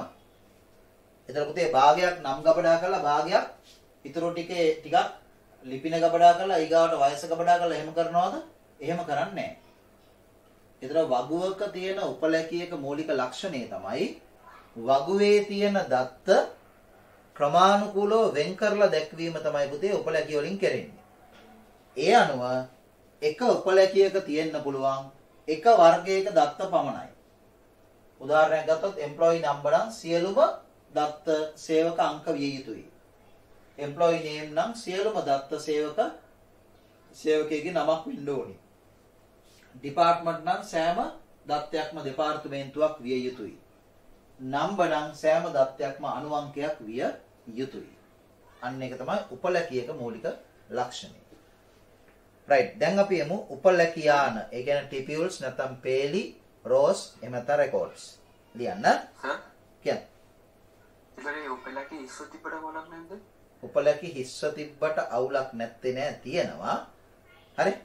හැබැයි සමහර අවස්ථා තියෙනවා හිස්ස තිබිය හැකි. ප්‍රශ්න කරන්නකෝ තව. ඒ කියන්නේ අයිගෙන්ස ඔය එක ෆීල්ඩ් එකක්වත් කියන්න බැරි අවස්ථාවක් තියෙනවද කියන්නේ? නෑ. ඔව්. එහෙම අවස්ථාවකුත් නැතුවම නෙවෙයි. ඒ කියන්නේ දැන් උදාහරණයක් ගත්තොත් මෙහෙම හිතන්නකෝ. අපි හිතමු මෙහෙම. දැන් සේවකයෙක් ගත්තාම පුතේ දැන් මේ සේවකයින්ගේ දත්තනේ තියෙන්නේ. මම ප්‍රශ්නේ අහපින්ද මේ කියන්නේ නැත්නම් ඔය කියලා අපිට තව ඉස්සරහට තමයි කතා කරන්න තියෙන්නේ. දැන් සේවකයෙක් ගත්තොත් අනිවාර්යයෙන්ම සේවකයෙකුට සේවක අංකයක් තියෙනවද නැද්ද? කියන්න මට. තියෙනවා. සේවකයෙකුට සේවක අංකයක් තියෙනවා. එතකොට පුතේ ආයතනයක් ඒ ආයතනයේ සේවය කරන සේවකීන්ව හඳුනගන්නේ සේවකයාගේ නමින්ද සේවකයාගේ අංකයෙන්ද සේවකයාගේ රැකියාවෙන්ද එහෙම නැත්නම් වෙන මොකක් හරි දත්තයකින්ද? ආයතනයක් තම ආයතනයේ සේවය කරන සේවකයින් කළමනාකරන ක්‍රියාවලියේදී වෙන්වෙන්ම හඳුනගන්නේ කොහොමද? මොකේකින්ද? අංකයෙන්. සේවක අංකයෙන්. මොකද හේතුව? ඇයි නම පාවිච්චි කරන්න බැරි? එකම නම තියෙන ගොඩක්. අන්න හරි. බොහොම හොඳයි. එකම නම තියෙන ගොඩක් අය ඉන්නවා. ඉන්න පුළුවන්. එකම දෙපාර්තමේන්තුවේ වැඩ කරන ගොඩක් අය ඉන්නවා. හැබැයි එකම සේවක අංකයේ තියෙන අය ගොඩක් ඉන්න බෑ. එහෙනම් පුතේ සේවක අංකය කියන්නේ අනන්‍ය දත්තයක්. මේක අනන්‍යයි. සේවක අංකය කියන්නේ අනන්‍ය දත්තයක්. අපි කියනවා යුනික් ඩේටා එකක්. අනන්‍ය දත්තයක් යුනික් ඩේටා එකක්. එහෙනම් මෙන්න මේ උපලැකිය පුතේ අනන්‍ය දත්ත සහිත උපලැකියක් කියලා දත්ත සමුදාව නිර්මාණය කරනකොටම හඳුන්වා දෙන්න ඕනි. right? ඒකට හේතුව මේ වගුව තුල තියෙන දත්ත පුතේ මේ ඩේටාබේස් එකක් හදන්නේ ඩේටා ගබඩා කරලා තියාගන්න විතරක් නෙමෙයිනේ. දත්ත ක්‍රමානුකූලව ගබඩා කරලා තියාගෙන අවශ්‍යතාවයේ මත ඒ දත්ත කළමනාකරණය කරන්න. කළමනාකරණයක් කරන්න බෑ පුතේ අනන්‍යතාවයක් හඳුනගන්නේ නැතුව. එතකොට මේ දත්ත අනන්‍යයි. එතකොට E001 කියලා කිව්වම එක සේවකයෙක්. එතකොට තව සේවකයෙක් ඉන්න බෑ පුතේ E001. ඒ කියන්නේ අපි අනන්‍යයි කියලා කියන්නේ. අන්න එහෙම අනන්‍ය සහිත දත්ත තියෙන උපලැකියකට අපි කියනවා ප්‍රාථමික යතුරු උපලැකියක් කියලා. ප්‍රාථමික යතුරු. අයි යතුරු කියන වචනේ පාවිච්චි කරන්න කියන එක මම ඉදිරියේදී කියන්නම්. ඔකට ඉංග්‍රීසියෙන් කියනවා primary key attribute එකක් කියලා. උපලැකියට ඉංග්‍රීසියෙන් කියන්නේ attribute නේ. හරිද? එතකොට මෙන්න මේ උපලැකියේ පුතේ කිසිම තැනක් හිස්ව තියෙන්න බෑ. අපිට මේ දෙවෙනියා කවුද?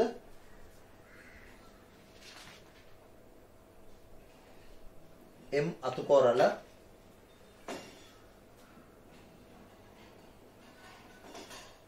කොහොමද කියනවා? දැන් මේක හිස්ව තියෙන්න බෑ පුතේ මොනම හේතුවක් නිසාවත්. එහෙනම් හොඳට තේරුම් ගන්න ඔයා ප්‍රශ්න ගොඩක් වැදගත්. ඉස්සරහදී කතා කරන එකක් අපි දැන් මේ කතා කරන්නේ කමන්නේ. දත්ත සමුදා වගුවක් සාර්ථක වෙන්න නම් අනිවාර්යයෙන්ම අනන්‍ය දත්ත සහිත උපලැකියක් එහෙම නැත්නම් තීරුවක් පේලියක් තීරුවක් ශේෂ්ත්‍රයක් ඇට්‍රිබියුට් එකක් තිබිය යුතුමයි. ඒ අනන්‍ය දත්ත සහිත උපලැකියට අපි කියනවා ප්‍රාථමික යතුරු උපලැකිය නැත්නම් ප්‍රයිමරි කී ඇට්‍රිබියුට් එකක් කියලා. ඒකේ තියෙන දත්ත මත තමයි අනිත් දත්ත හඳුනගන්නේ. සේවක අංකයෙන් සේවකයා අඳුර ගන්නවා. ගිණුම් අංකයෙන් ගිණුම අඳුර ගන්නවා. විභාග අංකයෙන් අපේක්ෂකයා අඳුර ගන්නවා. ඔය වගේ තමයි. හරිද? එතකොට කවදාවත් පුතේ මේක හිස් වෙන්න බෑ. මේක හිස් වෙන්න බෑ. මේකට අනිවාර්යෙන් අංකයක් තියෙන්නම ඕන. එහෙනම් දත්ත සමුදා වගුවක මොනම හේතුවක් නිසාවත් හිස් වෙන්න බැරි. empty වෙන්න බැරි. ඔකට දත්ත සමුදා කල්පනාකරනදී පාවිච්චි කරන පුතේ හොඳ වචනයක් null වෙන්න බෑ කියලා. null කියලා කියන එක අපි කියනවා NULL null කියලා කියන්නේ නෑ කියන එක. null වෙන්න බැරි උපලැකියක් ශේෂ්ත්‍රයක් නැත්නම් ඇට්‍රිබියුට් එකක් තියෙනවා. ඒක තමයි මොකද්ද? ප්‍රාථමික යතුරු උපලැකිය. පැහැදිලිද? හරි. ඒක අනිවාර්යයෙන් null වෙන්න බෑ. තේරෙනවනේ? ඒ වගේම තවත් null වෙන්න බැරි උපලැකි තියෙනවා. ඒවා අපි ඉදිරියේදී කතා කරමු. හැබැයි null වෙන්න පුළුවන් උපලැකිත් තියෙනවා. උදාහරණයක් ගන්නකො මෙහෙම. නිකමට මේක ගන්නකො ටෙල් නම්බර් කියලා. මේක දුරකථන අංකය වුණා නම් අපි දුමු පළවෙනි එක්කෙනාට දුරකථන අංකයක් නැහැ. එහෙනම් පුතේ ඒක හිස්නේ. හැබැයි දෙවෙනි එක්කෙනාට දුරකථන අංකයක් තියෙනවා. එතකොට ඒක හිස් නැහැ. මොකද හැමෝටම දුරකථන අංකයක් තියෙන්නත් පුළුවන් නැති වෙන්නත් පුළුවන්. නේ? පැහැදිලිද කියන එක? right. එතකොට vehicle number. සමහර අයට වාහනයක් තියෙනවා ඒ හින්දා අංකයක් තියෙනවා. සමහරට වාහනයක් නැහැ ඒ හින්දා අංකයක් නැහැ. එහෙම හිස් විය හැකි අවස්ථා නැතුවම නෙමෙයි තියෙනවා. හැබැයි පුළුවන් තරම් උත්සාහ කරන්න ඕනි දත්ත සමුදා වගුවක් තුල මේ වගේ හිස් අවකාශයන් ඇතිවීම වළක්වන්න. හිස් අවකාශයන් නැතිවීම පුතේ දත්ත සමුදා කළමනාකරණයට බාධා පමුණවනවා. ඒක තේරෙයි ඔයගොල්ලන් ඉස්සරහදී. ඒ නිසා පුළුවන් තරම් උත්සාහ කරන්න ඕනි. මොකක් කරන්නද? හිස් අවකාශයන් ඇතිවීම වළක්වන්න. නේ? ඒ නිසා තමයි පුතේ සමහර අවස්ථා තියෙනවා. ඔය ඇප්ලිකේෂන් වගේ දේවල් එහෙම ෆිල් කරනකොට දුරකථන අංකය අනිවාර්යයෙන්ම දෙන්න ඕනේ. දුරකථනයක් නැත්නම් අංකයක් නැත්නම් එයාට ඒක පුරවන්න බෑ. එයාට ඒක සමාජිකයෙක් වෙන්න බෑ. එහෙම තියෙනවා. හරි? හැබැයි ඉතින් ආයතනයක් ගත්තොත් එහෙම නෙමෙයිනේ. ආයතනයක කියන්න බෑනේ පුතේ සේවකයෙකුට ඔයා දුරකථනය පාවිච්චි කළ යුතුමයි කියලා. එහෙම කියන්න බෑ. එහෙම කියන්න පුළුවන් රැකියාව තියෙනවා. දැන් සේල්ස් රෙප් කෙනෙක් නේ සේල්ස් මැනේජර් කෙනෙක් ඒ වගේ කෙනෙකුට නම් දුරකථන අංකයක් තියෙන්න බෑ. දැන් තේරෙනවද කියන්නේ? හරි? රයිට්. ඔක තමයි කතන්දරය ඈ. එතකොට කිසිම ස්ථානයක් හිස්විය නොහැකි උපලැකි දත්ත සමුදාවක තියෙනවා. උදාහරණයක් මේ තව තියෙනවා ඒවා ඉස්සරහ දෙක කතා කරමු. හිස් වෙන්න පුළුවන් අවස්ථා තියෙනවා. ඒවා අපි ක්‍රමානුකූලව මැනේජ් කරගත යුතුයි. රයිට්. ඊගොඩ අපි යමු උපලැකියාන කියන්නේ පේලි. ලියන්න.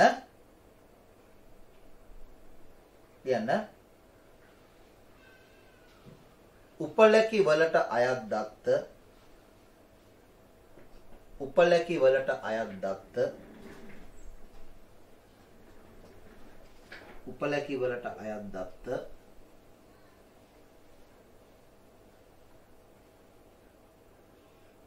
එකතු වී උපලැකි වලට අයත් දත්ත එකතු වී උපලැකි වලට අයත් දත්ත එකතු වී උපලැකියාන ගොඩනැගේ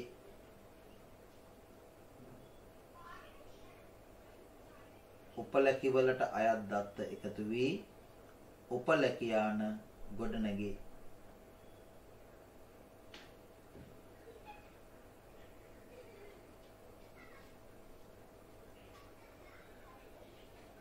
right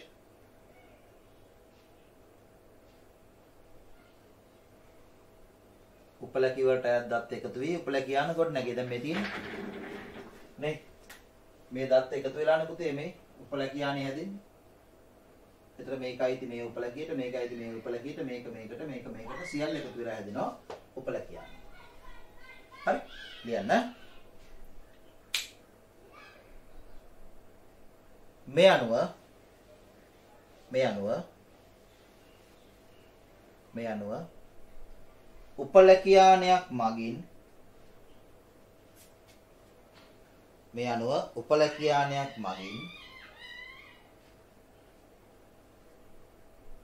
මේ අනුව උපලැකියානයක් මගින්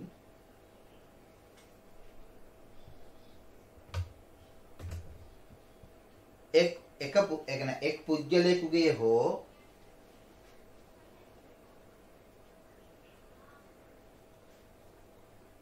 මේ අනුව උපලැකියානයක් මගින් එක් පුජ්‍යලයකුගේ හෝ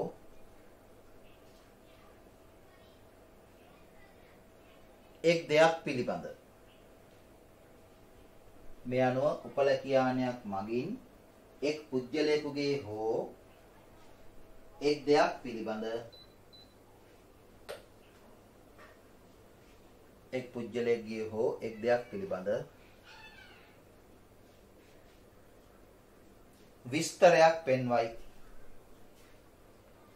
එක් පුජ්‍යලයකුගේ හෝ එක් දෙයක් පිළිබඳ විස්තරයක් පෙන්වයි.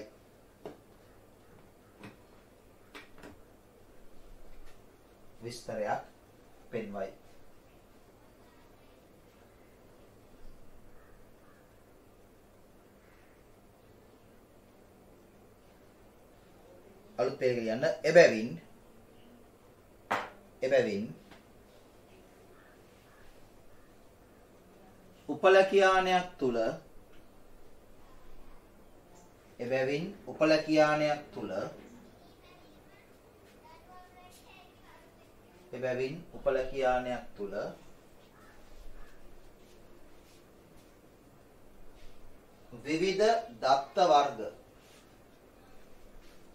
එබැවින් උපලැකියානයක් තුල විවිධ දත්ත වර්ග පවතී. එබැවින් උපලැකියානයක් තුල විවිධ දත්ත වර්ග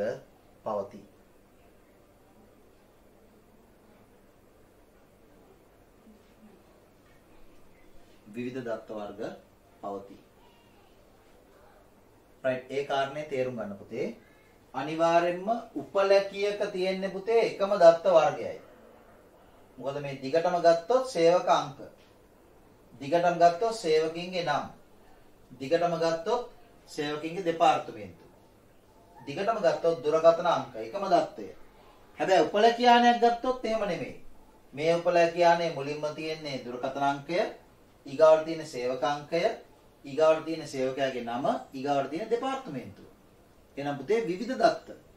උපලැකියානයක් හැදෙන්නේ විවිධ දත්ත එකතු වෙලා උපලැකියක් කියන්නේ එකම දත්ත පවතින. හරි. ඊට පස්සේ අපි එනවා වගු අතර සම්බන්ධතා ගැන ඉගෙන ගන්න. සම්බන්ධතා relationships. right ලියන්න. සම්බන්ධතා ඒ කියන්නේ පුතේ relationships. ලියන්න. සම්බන්ධතා දත්ත සමුදාවක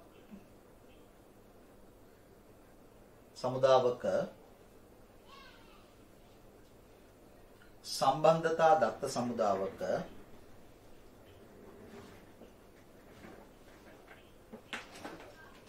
සම්බන්ධතා දත්ත සමුදාවක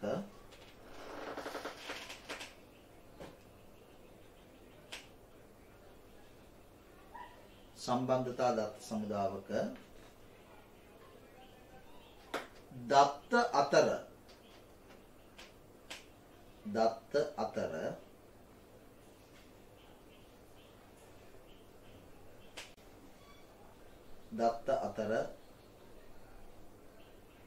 සම්බන්ධතාවන් ඇති කිරීම සඳහා සම්බන්ධතා දත්ත සමුදාවක දත්ත අතර සම්බන්ධතාවන් ඇති කිරීම සඳහා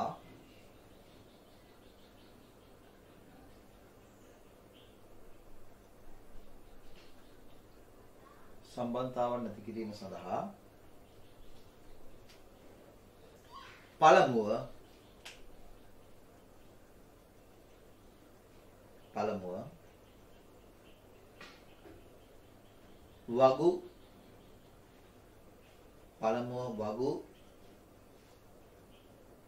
හරසලක් ගන්න සම්බන්ධක. දැන් මම ඔයගොල්ලන්ට කිව්වනේ වගුවකට කියන තව නමක් කියලා සම්බන්ධක කියලා කියන්නේ. ඇති කිරීමට වගු හරසලක් සම්බන්ධක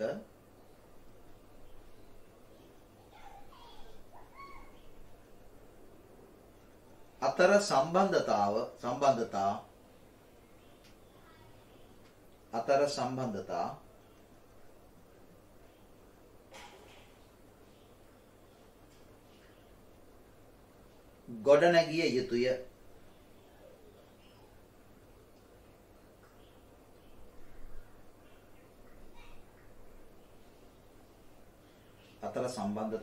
ගොඩනැගිය යුතුය.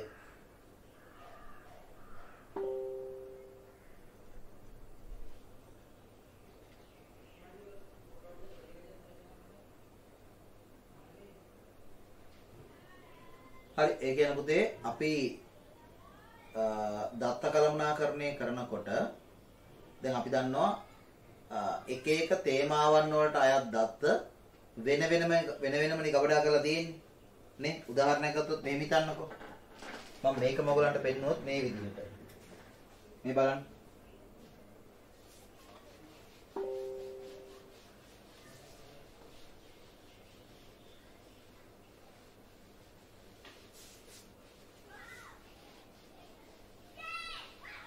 අදහස ගන්න ඉස්සෙල්ලා හරියට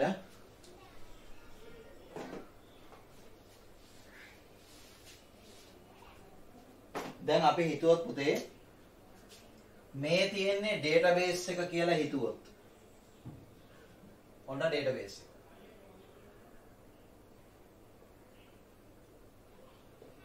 අපි තුමු ඩේටාබේස් එක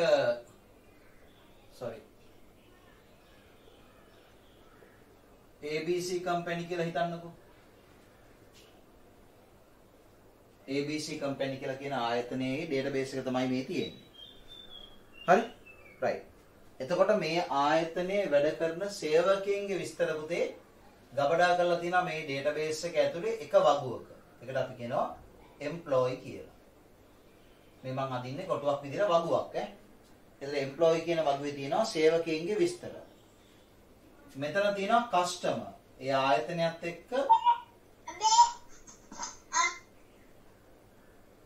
ඒ ආයතනයත් එක්ක ගනුදෙනු කරන ගනුදෙනුකරුවන්ගේ දත්ත තියෙනවා කස්ටමර් කියන වගුවේ. ඒ ආයතනයත් එක්ක ගනුදෙනු කරන ගනුදෙනුකරුවන්ගේ දත්ත තියෙනවා කොහෙද? කස්ටමර් කියන වගුවේ. මේක තව වගුවක්. ඊගාවට මේගොල්ලෝ භාණ්ඩ නිෂ්පාදනය කරලා අලෙවි කරන ආයතනයක් නම් ඒගොල්ලෝ නිෂ්පාදනය කරන භාණ්ඩ පිළිබඳ දත්ත තියෙනවා මේ වගුවේ. ප්‍රොඩක්ෂන්.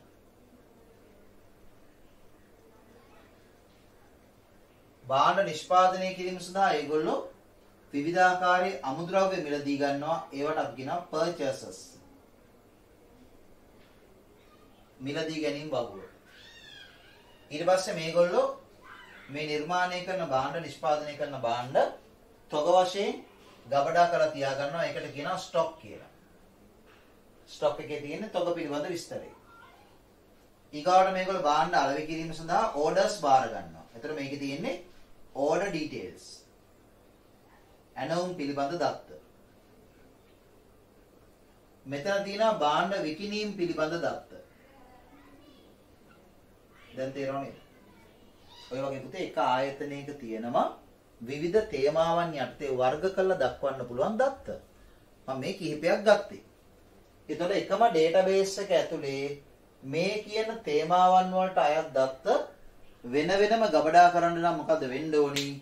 ඔව් වෙන්න ඕනි දේ තමයි පුතේ ඒ දත්ත වෙන වෙනම වගු තුල ගබඩා කළ යුතුයි. හරි? හැබැයි එකම ඩේටාබේස් එකේ පුතේ වෙන වෙනම වගු තුල දත්ත ගබඩා කරාට පස්සේ දත්ත කළමනාකරණය කරන්න නම් මොකද වෙන්න ඕනි? මේ දත්ත එකිනෙක සම්බන්ධ වෙන්න ඕනි. එතකොට අපි දන්නවා මේ ප්‍රොඩක්ෂන් එකෙන් තමයි ස්ටොක් එකට දත්ත යන්නේ. ඒ නිෂ්පාදනය කරන දත්තනේ පුතේ යන්නේ කොහටද? නිෂ්පාදනය කරන දත්ත තමයි යන්නේ කොහටද? තොගවලට. නේ ඊගාට අපි දන්නවා මේ ඕඩර් කරන්නේ කවුද? කස්ටමර්ස්ලා. ඒ ඕඩර් බාරගන්නේ කවුද? එම්ප්ලොයිස්ලා. එහෙනම් මේ ඕඩර් කියන වගුවේ තියෙන ඕඩර්ස් එක්ක තියෙන්න ඕනි සම්බන්ධ වෙලා කවුද ඕඩර් කරපු කස්ටමර් මොන එම්ප්ලොයිද මේ ඕඩර් එක බාරගත්තේ? ඒ විස්තරය. එතකොට එහෙම තියෙන්න නම් මොකද වෙන්න ඕනි? ඔය වගු තුන පුතේ ඔය විදිහට සම්බන්ධ වෙන්න ඕනි. ඊගාවට මේ ඕඩර්ස් තමයි පුතේ සේල්ස් බවට පත් වෙන්නේ විකිණීම් බවට පත් වෙන්නේ. එහෙනම් මේ ඕඩර් වගුවයි විකිණීම් වගුවයි සම්බන්ධ වෙන්න ඕනේ. විකුණාම භාණ්ඩ නිකුත් වෙන්නේ පුතේ ස්ටොක් එකෙන්. එහෙනම් මේ දෙක සම්බන්ධ වෙන්න ඕනේ. ඊගාට මේ භාණ්ඩ නිෂ්පාදනය කරන්නේ කවුද? එම්ප්ලොයිස්ලා. මේක සම්බන්ධ වෙන්න ඕනේ. දැන් බලන්නකෝ. ඒ වගේම මේ මිලදී ගැනීම කරන්නේ කස්ටමර්. එහෙනම් කස්ටමර්ත් එක්ක මේක ආයි සම්බන්ධ වෙන්න ඕනේ. දැන් ඔයගොල්ලන්ට පේනව නේද? එකම දත්ත සමුදාවේ ඒ ආයතනයට අදාළ දත්ත වෙන වෙනම වගුවල ගබඩා කරාට පස්සේ ඒ දත්ත අතර සම්බන්ධතා හදන්න වෙනවා දත්ත කළමනාකරණය කරන්න නම්. නැත්තම් දත්ත කළමනාකරණය කිරීම සඳහා පළමුව වගු අතර සම්බන්ධතා සෑදිය යුතුයි. එහෙනම් සම්බන්ධතා හදන්න කලින් පුතේ අපි අඳුරගෙන තියෙන්න ඕනි සම්බන්ධතාවල ස්වභාවය. ඔන්න ඔක තමයි මේ කතා කරන්න හදන්නේ. හරි ගොඩාක් වැදගත් මාතෘකාවක් මේ හරි දැන් අපි කතා කරන්න හදන්නේ දත්ත සමුදා වගු අතරේ සම්බන්ධතා ගොඩනගෙන ආකාර පිළිබඳව. හරි එහෙනම් අපි පළවෙනි කාරණේ කිව්වා මොකද්ද? සම්බන්ධතා දත්ත සමුදා වගු වල තමයි දත්ත ගබඩා කරලා තියෙන්නේ. එහෙනම් එහෙම ගබඩා කරලා තියෙන දත්ත එකිනෙක සම්බන්ධ කරලා කළමනාකරණ ක්‍රියාවලිය සිදු වෙන්න නම් පළමුව මේ වගු අතර සම්බන්ධතා හදන්න ඕනි කියලා. ඊගාට අලුත් පේජයකට එන්න රුලක් අරින්න එපා.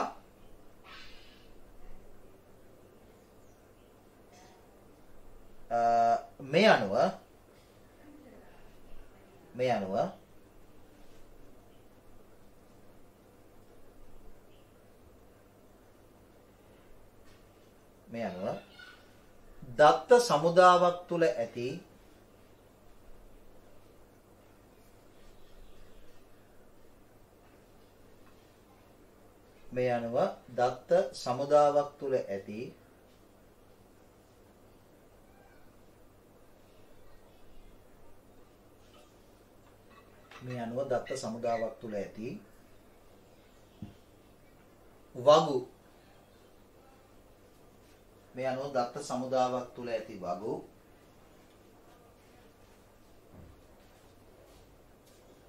එකිනෙක සම්බන්ධ විය හැකි. මේ අනුව දත්ත සමුදාවක් තුල ඇති වගු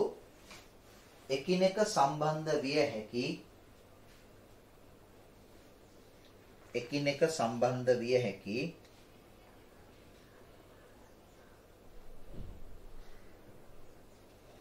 ප්‍රධාන ආකාර මේ අනුව දත්ත සමුදාවක් තුල ඇති වගු එකිනෙක සම්බන්ධ විය හැකි ප්‍රධාන ආකාර කීයක් තියෙනවද පුතේ? කවුරු හරි කියන්නේ?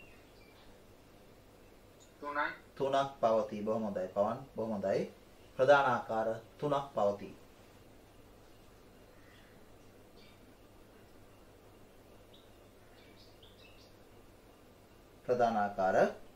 පවතී. right.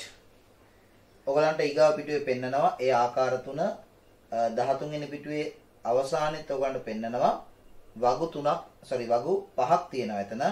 මේ වගු පහ අතර එකිනෙක සම්බන්ධතාවයන් ගොඩනැගෙන ආකාරය. ඒ ගැන අපි දෙවනෝ කතා කරමු. ඉස්සෙල්ලා අපි මූලිකව කතා කරමු. ඔය සම්බන්ධතා ආකාර තුන. බලන්න පළවෙනි ආකාරයට කියනවා පුතේ ඒක සම්බන්ධතා. ඒක සම්බන්ධතා අපි ඉංග්‍රීසියෙන් කියනවා one to one relationships කියලා. ඒක සම්බන්ධතා one to one relationships. දෙවෙනි එකට අපි කියනවා ඒක බහු සම්බන්ධතා. ඒ කියන්නේ one to many relationship. තුන්වෙනි එකට අපි කියනවා බහු සම්බන්ධතා. ඒ කියන්නේ many to many relationship. හරිද? right. දැන් කාට හරි කියන්න පුළුවන්ද දත්ත සමුදා වගු දෙකක් අතර සම්බන්ධතාවය one to one කියන එකේ තේරුම මොකක්ද? එක වගුවක් සම්බන්ධලා තින්නේ එක වගුවක් එක්ක පමණයි. පවන් ශනික උත්තරයක් දෙනවා. එක වගුවක් සම්බන්ධ වෙලා තියෙන්නේ තවත් වගුවක් එක්ක පමණයි කියන එක. තව උත්තර කියන්නේ?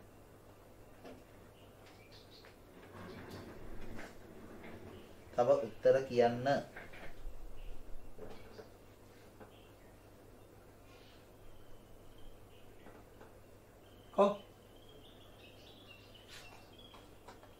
one to one relationship එකක් කියනු කුමක්ද?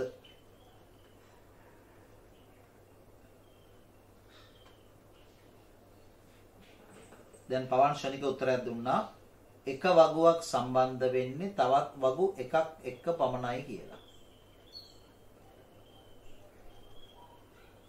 අනුද සර් ඒ උත්තරේ හරිද නැත්නම් මොකක්ද ඔයාගේ අදහස? කවුඩක් ගාමස ඈ චුට්ටක් කරගෙන වෙලාව ඕනේද හිතන්න? ඔව් right. අනිත් අය කියන බලන්න කවුරු හරි?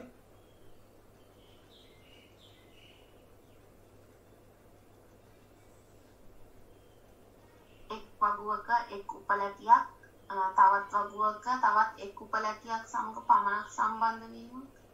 right. බොහොම හොඳයි. සදිපයින් උත්තරයක් එනවා. එක වගුවක උපලැකියක් තවත් වගුවක උපලැකියක් සමග පමණක් සම්බන්ධ වීම. right. සඳුන් දාලා තියෙන උත්තරයක් වගු කිහිපයක් තිබුණත් මං හිතන්නේ අර පවන් කිව්ව කාරණේට උත්තරයක් හෝ නැත්නම් ඒකට අදහසක් මෙයා එක්කහුව කරන්නේ වගු කිහිපයක් තිබුණත් සම්බන්ධතාවය පවත්වා ගන්නේ එක වගුවක් සමග පමණයි. යාර එහෙම අදහසක් නේ. right. අනුද මතක් කරගත්තද උත්තරේ?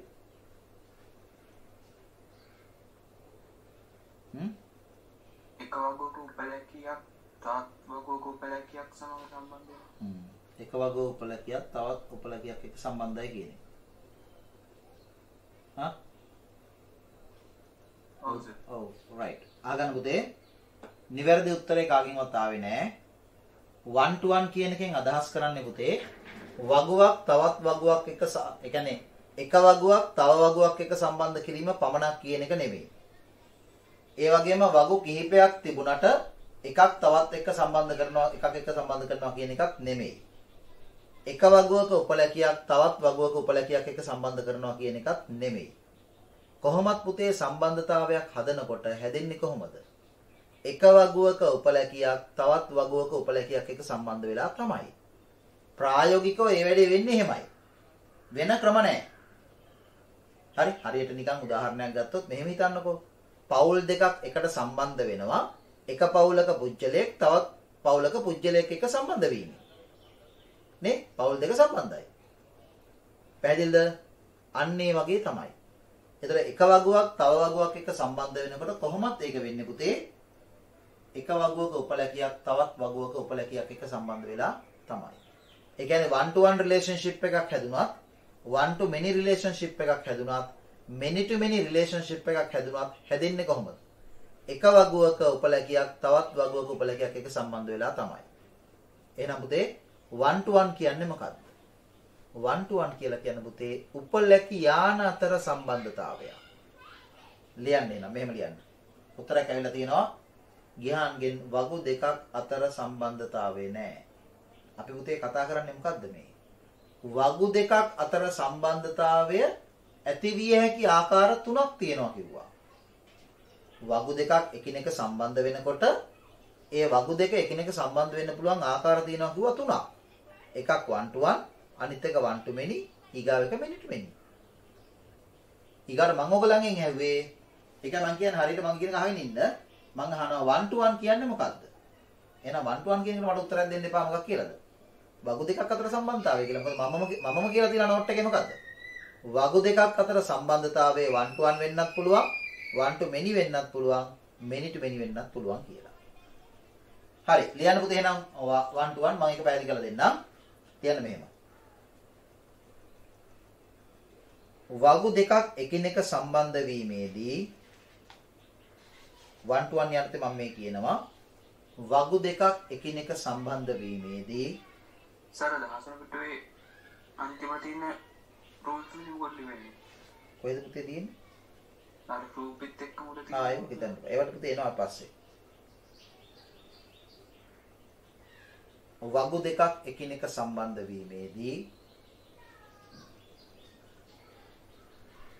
වගු දෙකක් එකිනෙක සම්බන්ධ වීමේ දැන් අපි ලියන්නේ 14 වෙනි පිටුවේ පළවෙනි මාතෘකාව ඒක සම්බන්ධතා one to one relationships කියන එක ලියන්නේ. එක වගු දෙකක් එකිනෙක සම්බන්ධ වීමේදී කමා පළමු වගුවේ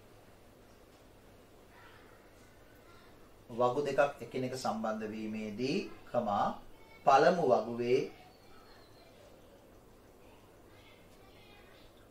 වගුවේ එක් උපලැකියානයකට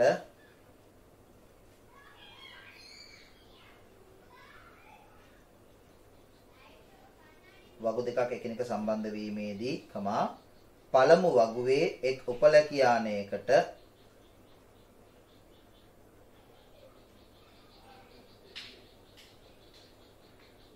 පළමු වගුවේ එක් උපලැකියානයකට සම්බන්ධ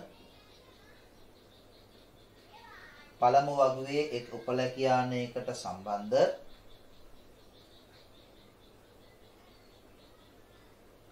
පළමු වගුවේ එක් උපලැකියානයකට සම්බන්ධ උපලැකියාන පළමු වගුවේ එක් උපලැකියානයකට සම්බන්ධ උපලැකියාන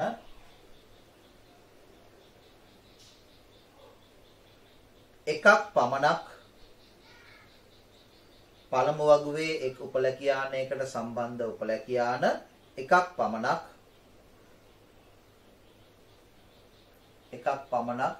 දෙවන වගුවේද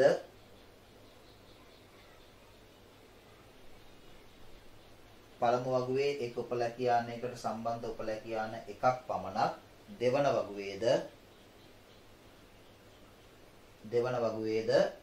කමා දෙවන වගුවේද කමා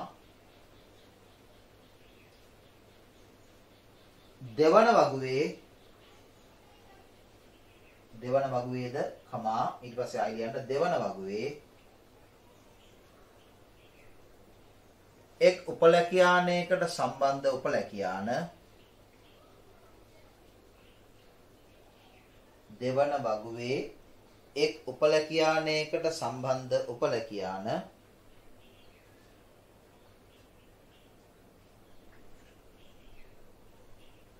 එකක් පමණක් පළමු වගුවේද එක් උපලැකියානයකට සම්බන්ධ උපලැකියාන එකක් පමණක් පළමු වගුවේද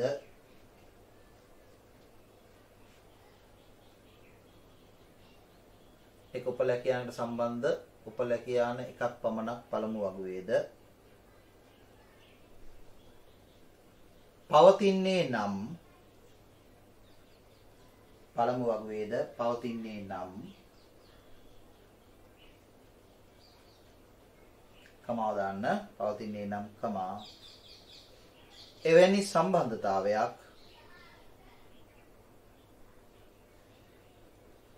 සම්බන්ධතාවයක් ඒක සම්බන්ධතාවයක් ලෙස එවැනි සම්බන්ධතාවයක් ඒක සම්බන්ධතාවයක් ලෙස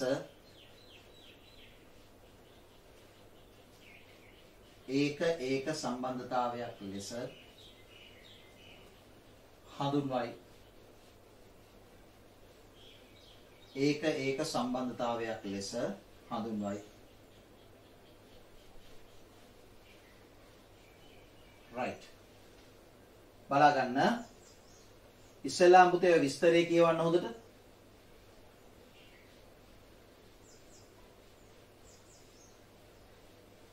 විස්තරය කියවන්න. one to one සම්බන්ධතාවයක් යන කුමක්ද කියලා ප්‍රශ්නයක් ඇහුවොත් ඒ ප්‍රශ්නට දෙන්න තියෙන උත්තරය තමයි මම කිව්වේ. ඒ නිසා විස්තරය ඉස්සෙල්ලාම කියවන්න.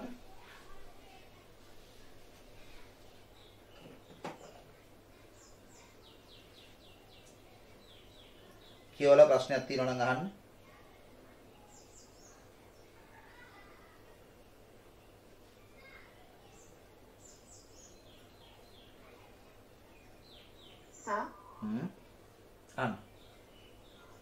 එතකොට වගු දෙකක් ලින්ක් කරද්දී වගු වල උපලැකි ආනද ලින්ක් කරන්නේ නැත්නම් උපලැකිද? ලින්ක් කරන්නේ උපලැකි.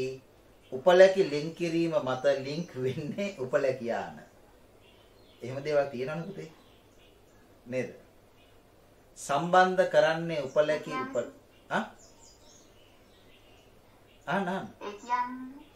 ඒ කියන්නේ පුතේ සම්බන්ධ මොකද්ද? හරි සර්. ඔව් සම්බන්ධ කරන්නේ පුතේ උපලැකි. සම්බන්ධ කරන්නේ උපලැකි. නමුත් සම්බන්ධ වෙන්නේ ඒ කියන්නේ උපලැකි හරහා සම්බන්ධ වෙන්නේ නැත්නම් සම්බන්ධ කළ යුත්තේ උපලැකි ආන. තේරුණාද කියප එක? හොඳට අහගන්න පුතේ. ඒ කාරණේ හරියට निराකරණය කරගන්න ඕනි. ඔන්න මම මේ කියන්න මම කාටවත් පහර ගහන්නවත් මොකටවත් නෙමෙයි කියන්නේ. මම දැන් මාස 2-3කට කලින් ජාතික රූපවාහිනිය පුතේ යනවනේ අර මොකක්ද ජාතික පාසල මොකක්ද කියලා අපි යන්නේ අර ප්‍රෝග්‍රෑම්ස් ටිකක් යන්නේ පුතේ මේ විෂය කරුණු උගන්වන. તો ලංකාවේ එක්තරා නගරයක උසස් පෙළ ICT උගන්වන ගුරුවරයෙක්. ඒ ගුරුවරයා මම පෞද්ගලිකව අඳුරනවා. මම කතා කරලා තියෙනවා. හරි? right. එතකොට එයා O level ICT පාඩමක් කරා database management ඔය කියන relationship. එතකොට එයා පුතේ relationship උගන්වපු විදිය වැරදි. right? පැහැදිලිද? එතකොට ඒක රිවයින් කරලා මම මේ වීඩියෝ කට් එකක් ගත්තා. හැබැයි තවත් ගුරුවරයෙකුට එරෙහි වෙන හින්දා මම ඒක ප්‍රසිද්ධ කරේ නෑ. නැත්නම් ඒක හයිලයිට් කරන්න තිබුණා පුතේ. හරි? ඒක හොඳ නෑනේ. ඒ මනුස්සයා ගුරුවරයෙක්නේ කවුරු වුණා. හරි? එතකොට ওই කාරණේදී පුතේ ගැටලුකාරී තත්වයන් සමාජයේ තියෙනවා. ඒ නිසා හරියට ඉගෙන ගන්න. ඒ නිසා තමයි මම ඔයගොල්ලන්ට පුළුවන් තරම් ප්‍රශ්න කරන්න කියලා කියන්නේ. right? හරි? දැන් ඔතන ඔය කියන්නේ මොකද්ද? වගු දෙකක් අතර සම්බන්ධතාවයේ 1 to 1 කියන එකේ තේරුම තමයි කියන එක මම කියනවා. මොකක් කියලාද? එක වගුවක එක උපලැකියානයකට සම්බන්ධ උපලැකියාන එකක් පමණක් දෙවෙනි වගුවේ, ඒ වගේම දෙවෙනි වගුවේ එක උපලැකියානයකට සම්බන්ධ උපලැකියාන එකක් පමණක් පළමු වගුවේ. ඔය ආකාරයෙන් පවතිනවා නම් විතරයි වගු දෙක අතර සම්බන්ධතාවය මොකක් කියන්නේද? 1 to 1 කියන්නේ. හරිද? එවැනි සම්බන්ධතාවයකට හොඳම උදාහරණයක් තමයි පුතේ මම සයිඩ් එකේ දීලා තියෙන්නේ මොකද්ද? පළවෙනි උදාහරණය දීලා තිනවා husband and wife. ඔයගොල්ලන්ට තේරුම් ගන්න පුළුවන් හොඳම උදාහරණයක්. husband and wife. නෝනා සහ මහත්තයා. හරි? ඒ කියන්නේ හරි සරලයිනේ පුතේ. ලංකාවේ මම ලංකාවට අදාළව කතා කරන්නේ මේ මූලික සිවිල් නීතිය මත මොකද්ද කියන්න තියෙන්නේ? එක නෝනා කෙනෙකුට එක මහත්තයයි, එක මහත්තයෙකුට එක නෝනා කෙනයි. ඔච්චරයි. 1 to 1. right? බලන්න මේ. ඊට පස්සේ උදාහරණයකට මම හිස්තැනක් තියලා තිනවා. ඒ උදාහරණය ඔයගොල්ලෝ ලබන සුමානේ මට හොයලා ගෙනල්ලා පෙන්නන්න ඕනි. ඒකට ගැලපෙන එක. ඒකට තමයි මම හිස් දාලා තියෙන්නේ.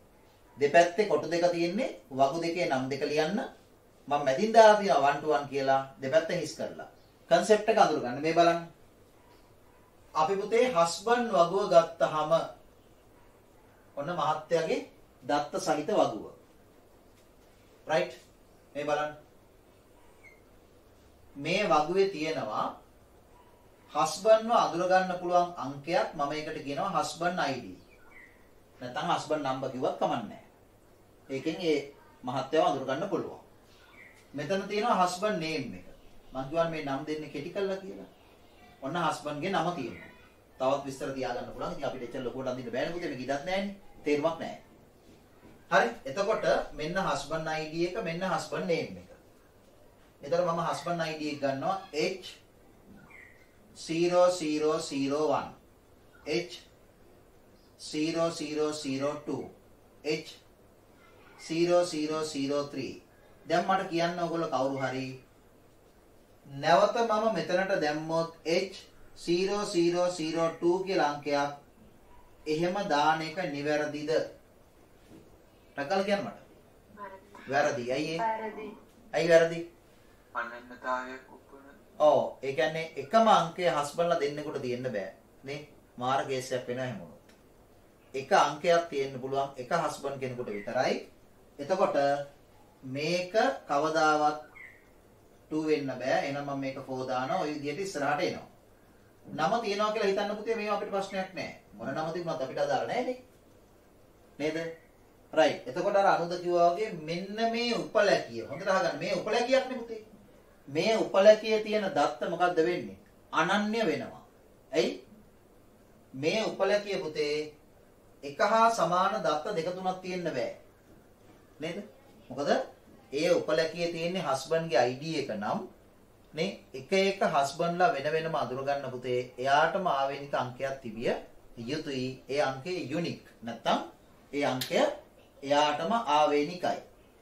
ඒ නිසා අපි කියනවා මේකට ප්‍රාථමික යතුරු උපලැකියක් කියලා. මේක ප්‍රයිමරි කී. රයිට්. දැන් අපි එමු වයිෆ් වගුවට. එතකොට වයිෆ් වගුවේ තියෙන්නේ අපි දන්නවා වයිෆ්ස්ලාගේ data. එතකොට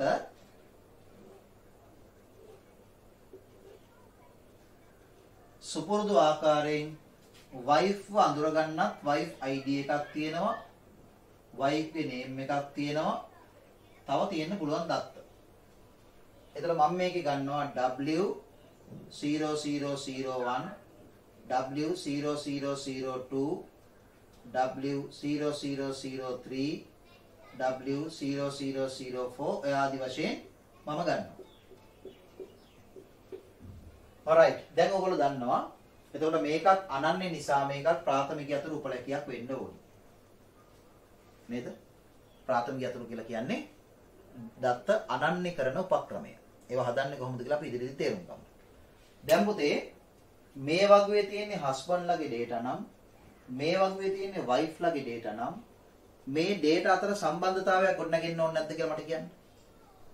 දත්ත කළමනාකරණයේදී කිසියම් හස්බන්ඩ් කෙනෙකුට අයත් වයිෆ් කවුද කියලා අඳුර ගන්න පුළුවන් වෙන්න ඕනි.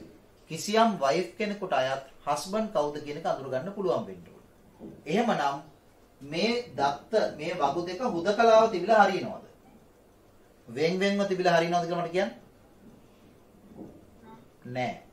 මේ වගු එකිනෙක සම්බන්ධ විය යුතුයි. දැන් පුතේ සම්බන්ධ වෙන්නේ කොහොමද? ප්‍රායෝගික තත්ත්වය. හස්බන්ඩ්ගේ ID එකයි වයිෆ්ගේ ID එකයි වෙනම වගුවකට දාලා සම්බන්ධ කරනවා. ඇයි ඒ? එහෙම දෙයක් කරලා තියෙනවද මීට කලින්? වගු දෙකක් එකිනෙක සම්බන්ධ කරනකොට ඒ වගු දෙකේ ප්‍රාථමික යතුරු උපලැකි දෙක වෙනම වගුවකට අරගෙන ඒ වගුව හරහා අර වගු දෙක සම්බන්ධ කිරීම මීට කලින් කරලා තියෙනවද? කරලා තියෙනවා. ඔව්. ඒක තමයි මම අහුවේ කරලා තියෙනවද කියලා. රයිට්? ඒ කියන්නේ OLL ICT කරනකොට කරා. එහෙම නේද? ඔව්. රයිට්. ඒක මොකටද කරේ කියලා අදහසක් නැද්ද?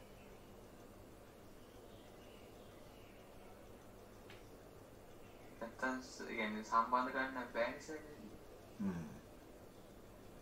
ඒක තමයි මම කිව්වේ පුතේ මේ හා සම්බන්ධව තියෙනවා ගැටලුවක් කියන එක. ඒ කියන්නේ සමාජයේ තියෙන එක මේ අපේ අවුලක් තියෙන්නේ. හරි? ඒ කියන්නේ මේ අධ්‍යාපන ක්‍රියාවලිය ඉගෙනීමේ ක්‍රියාවලිය ඇතුලේ පුතේ ඔක තියෙනවා මාර අවුලක්.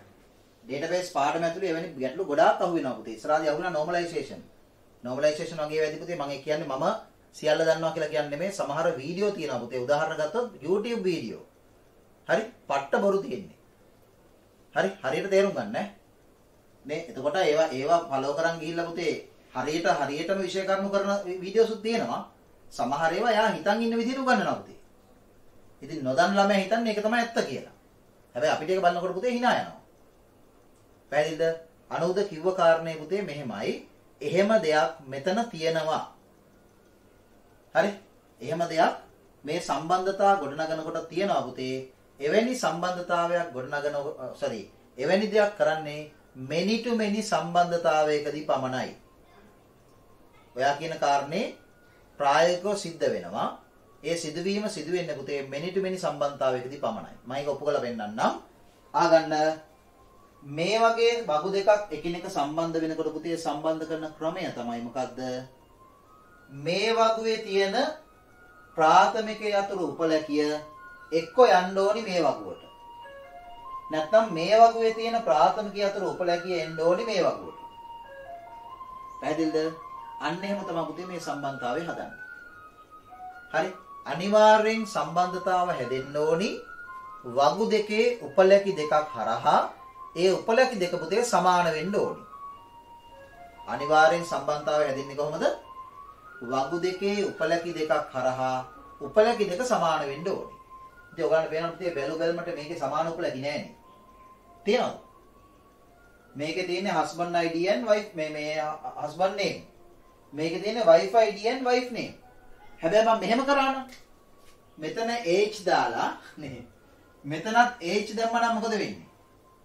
ඔන්න කෙනෙකුට තර්ක කරන්න පුළුවන් දෙකේම තියෙනවනේ සමාන උපලැකි කියලා.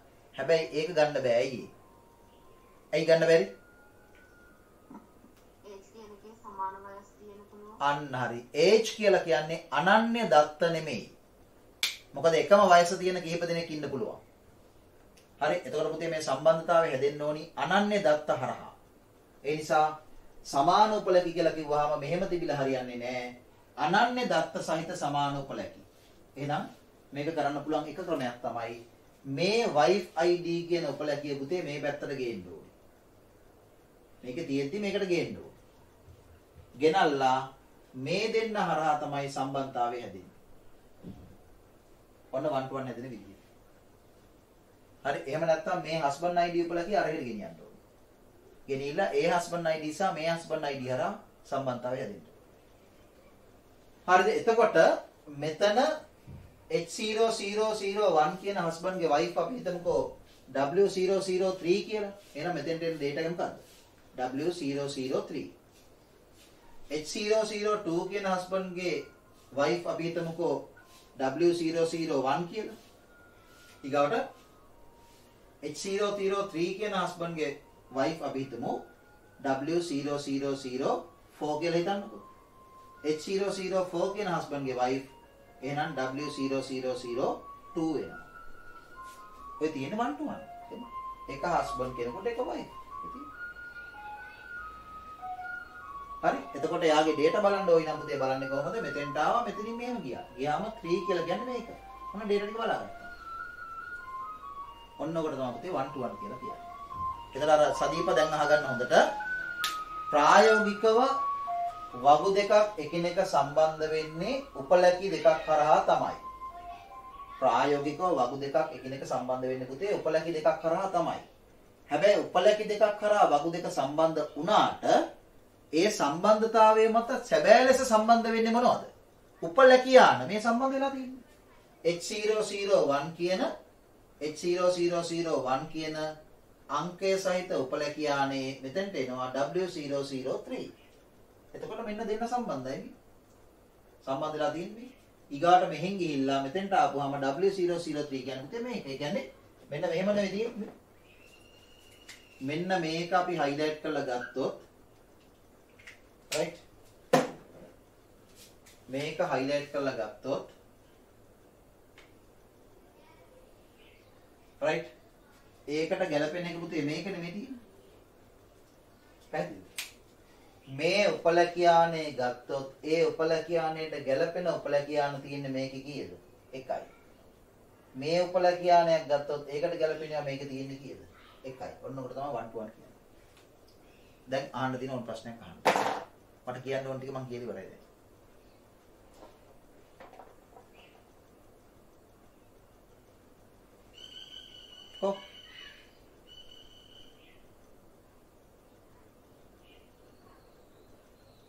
සඳුන් කියනස ආයේ 1 to 1 එක පොඩ්ඩක් පැහැදිලි කරලා දෙන්න පුළුවන්. රයිට්. ආගන්න 1 to 1 රිලේෂන්ෂිප් එකක් හැදෙනකොට හැදින්නේ කොහොමද? එක වගුවක තියෙන ප්‍රාථමික යතුරු උපලැකියක් අනෙත් වගුවට එනවා. එතකොට මේ තියෙන ප්‍රාථමික යතුරු උපලැකිය මේ වගුවට ගිහිල්ලා ඒ උපලැකියයි මේ උපලැකියයි එකතු කරලා වුණා සම්බන්ධය හදන්න පුළුවන්. ඒත් හරි. දැන් මම ඒකට වඩා ලේසි ක්‍රමයක් කරේ. මේක ළඟ හින්දා මේ වගුවේ තියෙන ප්‍රාථමික යතුරු උපලැකිය මේකට ගෙනවා. මේ තියෙන්නේ ඒ උපලැකිය. හරි. එතකොට දත්ත දාලා මම පෙන්නුවා මේ තියෙන්නේ සම්බන්ධතාවය කියලා. කියන්න තව මොනවාරි ප්‍රශ්න තියෙනවද? එතකොට සර් ප්‍රයිමරි කී වෙනම දාලා වෙනම වගුවක් හදන්න නැද්ද? නෑ. ඔයාටත් එහෙම ඇවිල්ලා තියෙනවද අවස්ථාව? පවන්? ඔව් සර්. ඒ කොහෙදද? ඕලෙල්. ඒක තමයි පුතේ ගොඩක් වෙලාවට තියෙන ප්‍රශ්න තියෙන්නේ එහෙම වෙනම වගුවක් හදන්නේ මොන අවස්ථාවේද කියන පුතේ හරියට කියවෙන්නේ නැහැ. මම එතනින් එහා කතා කරන්න යන්නේ නැහැ. මොකද එතකොට ගුරුවරු විවේචනය කරන්න වෙනවා. ඒක හොඳ දෙයක් නෙමෙයි. උඩ බලාගෙන කැල ගැහුවා වගේ වැඩක් නෙමෙයි තියෙන්නේ නේද? හරි. ඒ කියන්නේ ඕනෑම ගුරුවරයෙක් අතින් යම් අඩුපාඩු සිදු වෙන්න පුළුවන් කියලා අපි හිත හදාගමු. නේ? ඒ හින්දා ඒ ගැන හිතන්න එපා. දැන් ඉගෙන ගන්න. හරි. වෙනම වගුවක් හදන අවස්ථාවක් තියෙනවා. වෙනම වගුවක් හදන්නේ පුතේ many to many සම්බන්ධතාවයකදී විතරයි. ඒතර many to many සම්බන්ධතාවයකදී වෙනම වගුවක් හදන්නේ ආසාවට නෙමෙයි. එහෙම හදන්න නැතුව සම්බන්ධතාවය ගොඩනගන්න බැරි නිසා. ඒක මම පැහැදිලි කරලා දෙන්නම්. ලබන සුමාන ඊටාම හොඳින් දත්ත දාලම. දත්ත ඇතුළත් කළාම මම පැහැදිලි කරලා දෙන්නම්. මේකට අදාළව අපි තවදුරටත් කතා කරමු.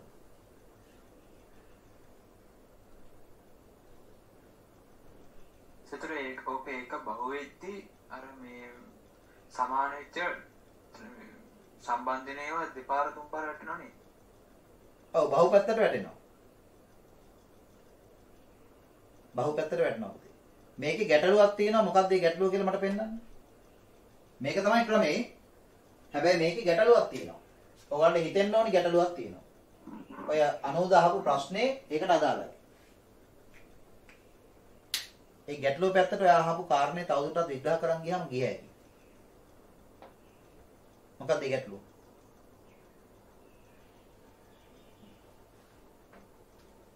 දැන් පුතේ අපි දන්නවා නේද?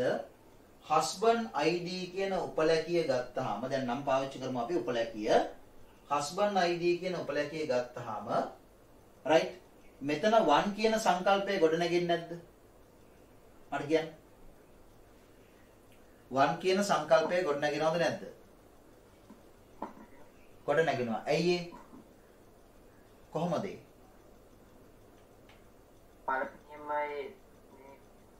පළවෙනියම කරන්න ඕන පළේ යාම් කියන්නේ තේරුණා පුතේ? දැන් නමක් ගන්නකොට මුලින්ම නම් මේ අතුලත් කරන්න ඕන ID එකේ එකින්ද නෑ ඒ හින්දා නෙමෙයි.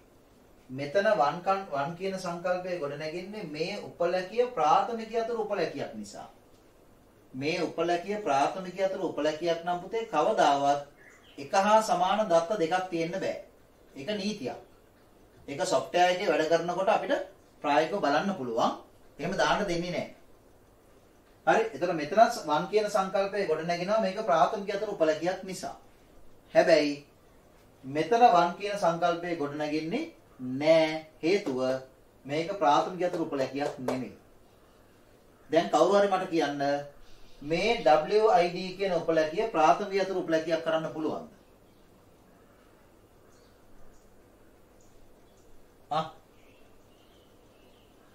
අනුද? මොකද? බැහැ. ඇයි බැරි? ඒ කියන්නේ එක ප්‍රාථමික යතුරක් ටේබල් එකේ තියෙනවා. රයිට් බොහොම හොඳයි. අර එක රජදහන එක රජයි කියනවනේ නේද? ඒ වගේ එක වගුවක ප්‍රාථමික යතුරු උපලැකි කිහිපයක් තියෙන්න බෑ. ගොඩක් හොඳයි කිව්ව එක. එක වගුවක ප්‍රාථමික යතුරු උපලැකි තියෙන්න පුළුවන් පුතේ එකයි. එහෙනම් මේක ප්‍රාථමික යතුරු උපලැකියක් නෙමෙයි නම් මේක මෙනිවීමේ ඉඩකඩක් තියෙනවා. ඒ කියන්නේ කවුරු හරි කෙනෙක් දෙයට දැම්මහම වැරදිලා යාතින් ටයිප් වුණොත් එහෙනම් මොකද්ද? ඔව් මෙතන ටයිප් වුණා නම් පුතේ 1 කියලා ආපහු මොකද වෙන්නේ?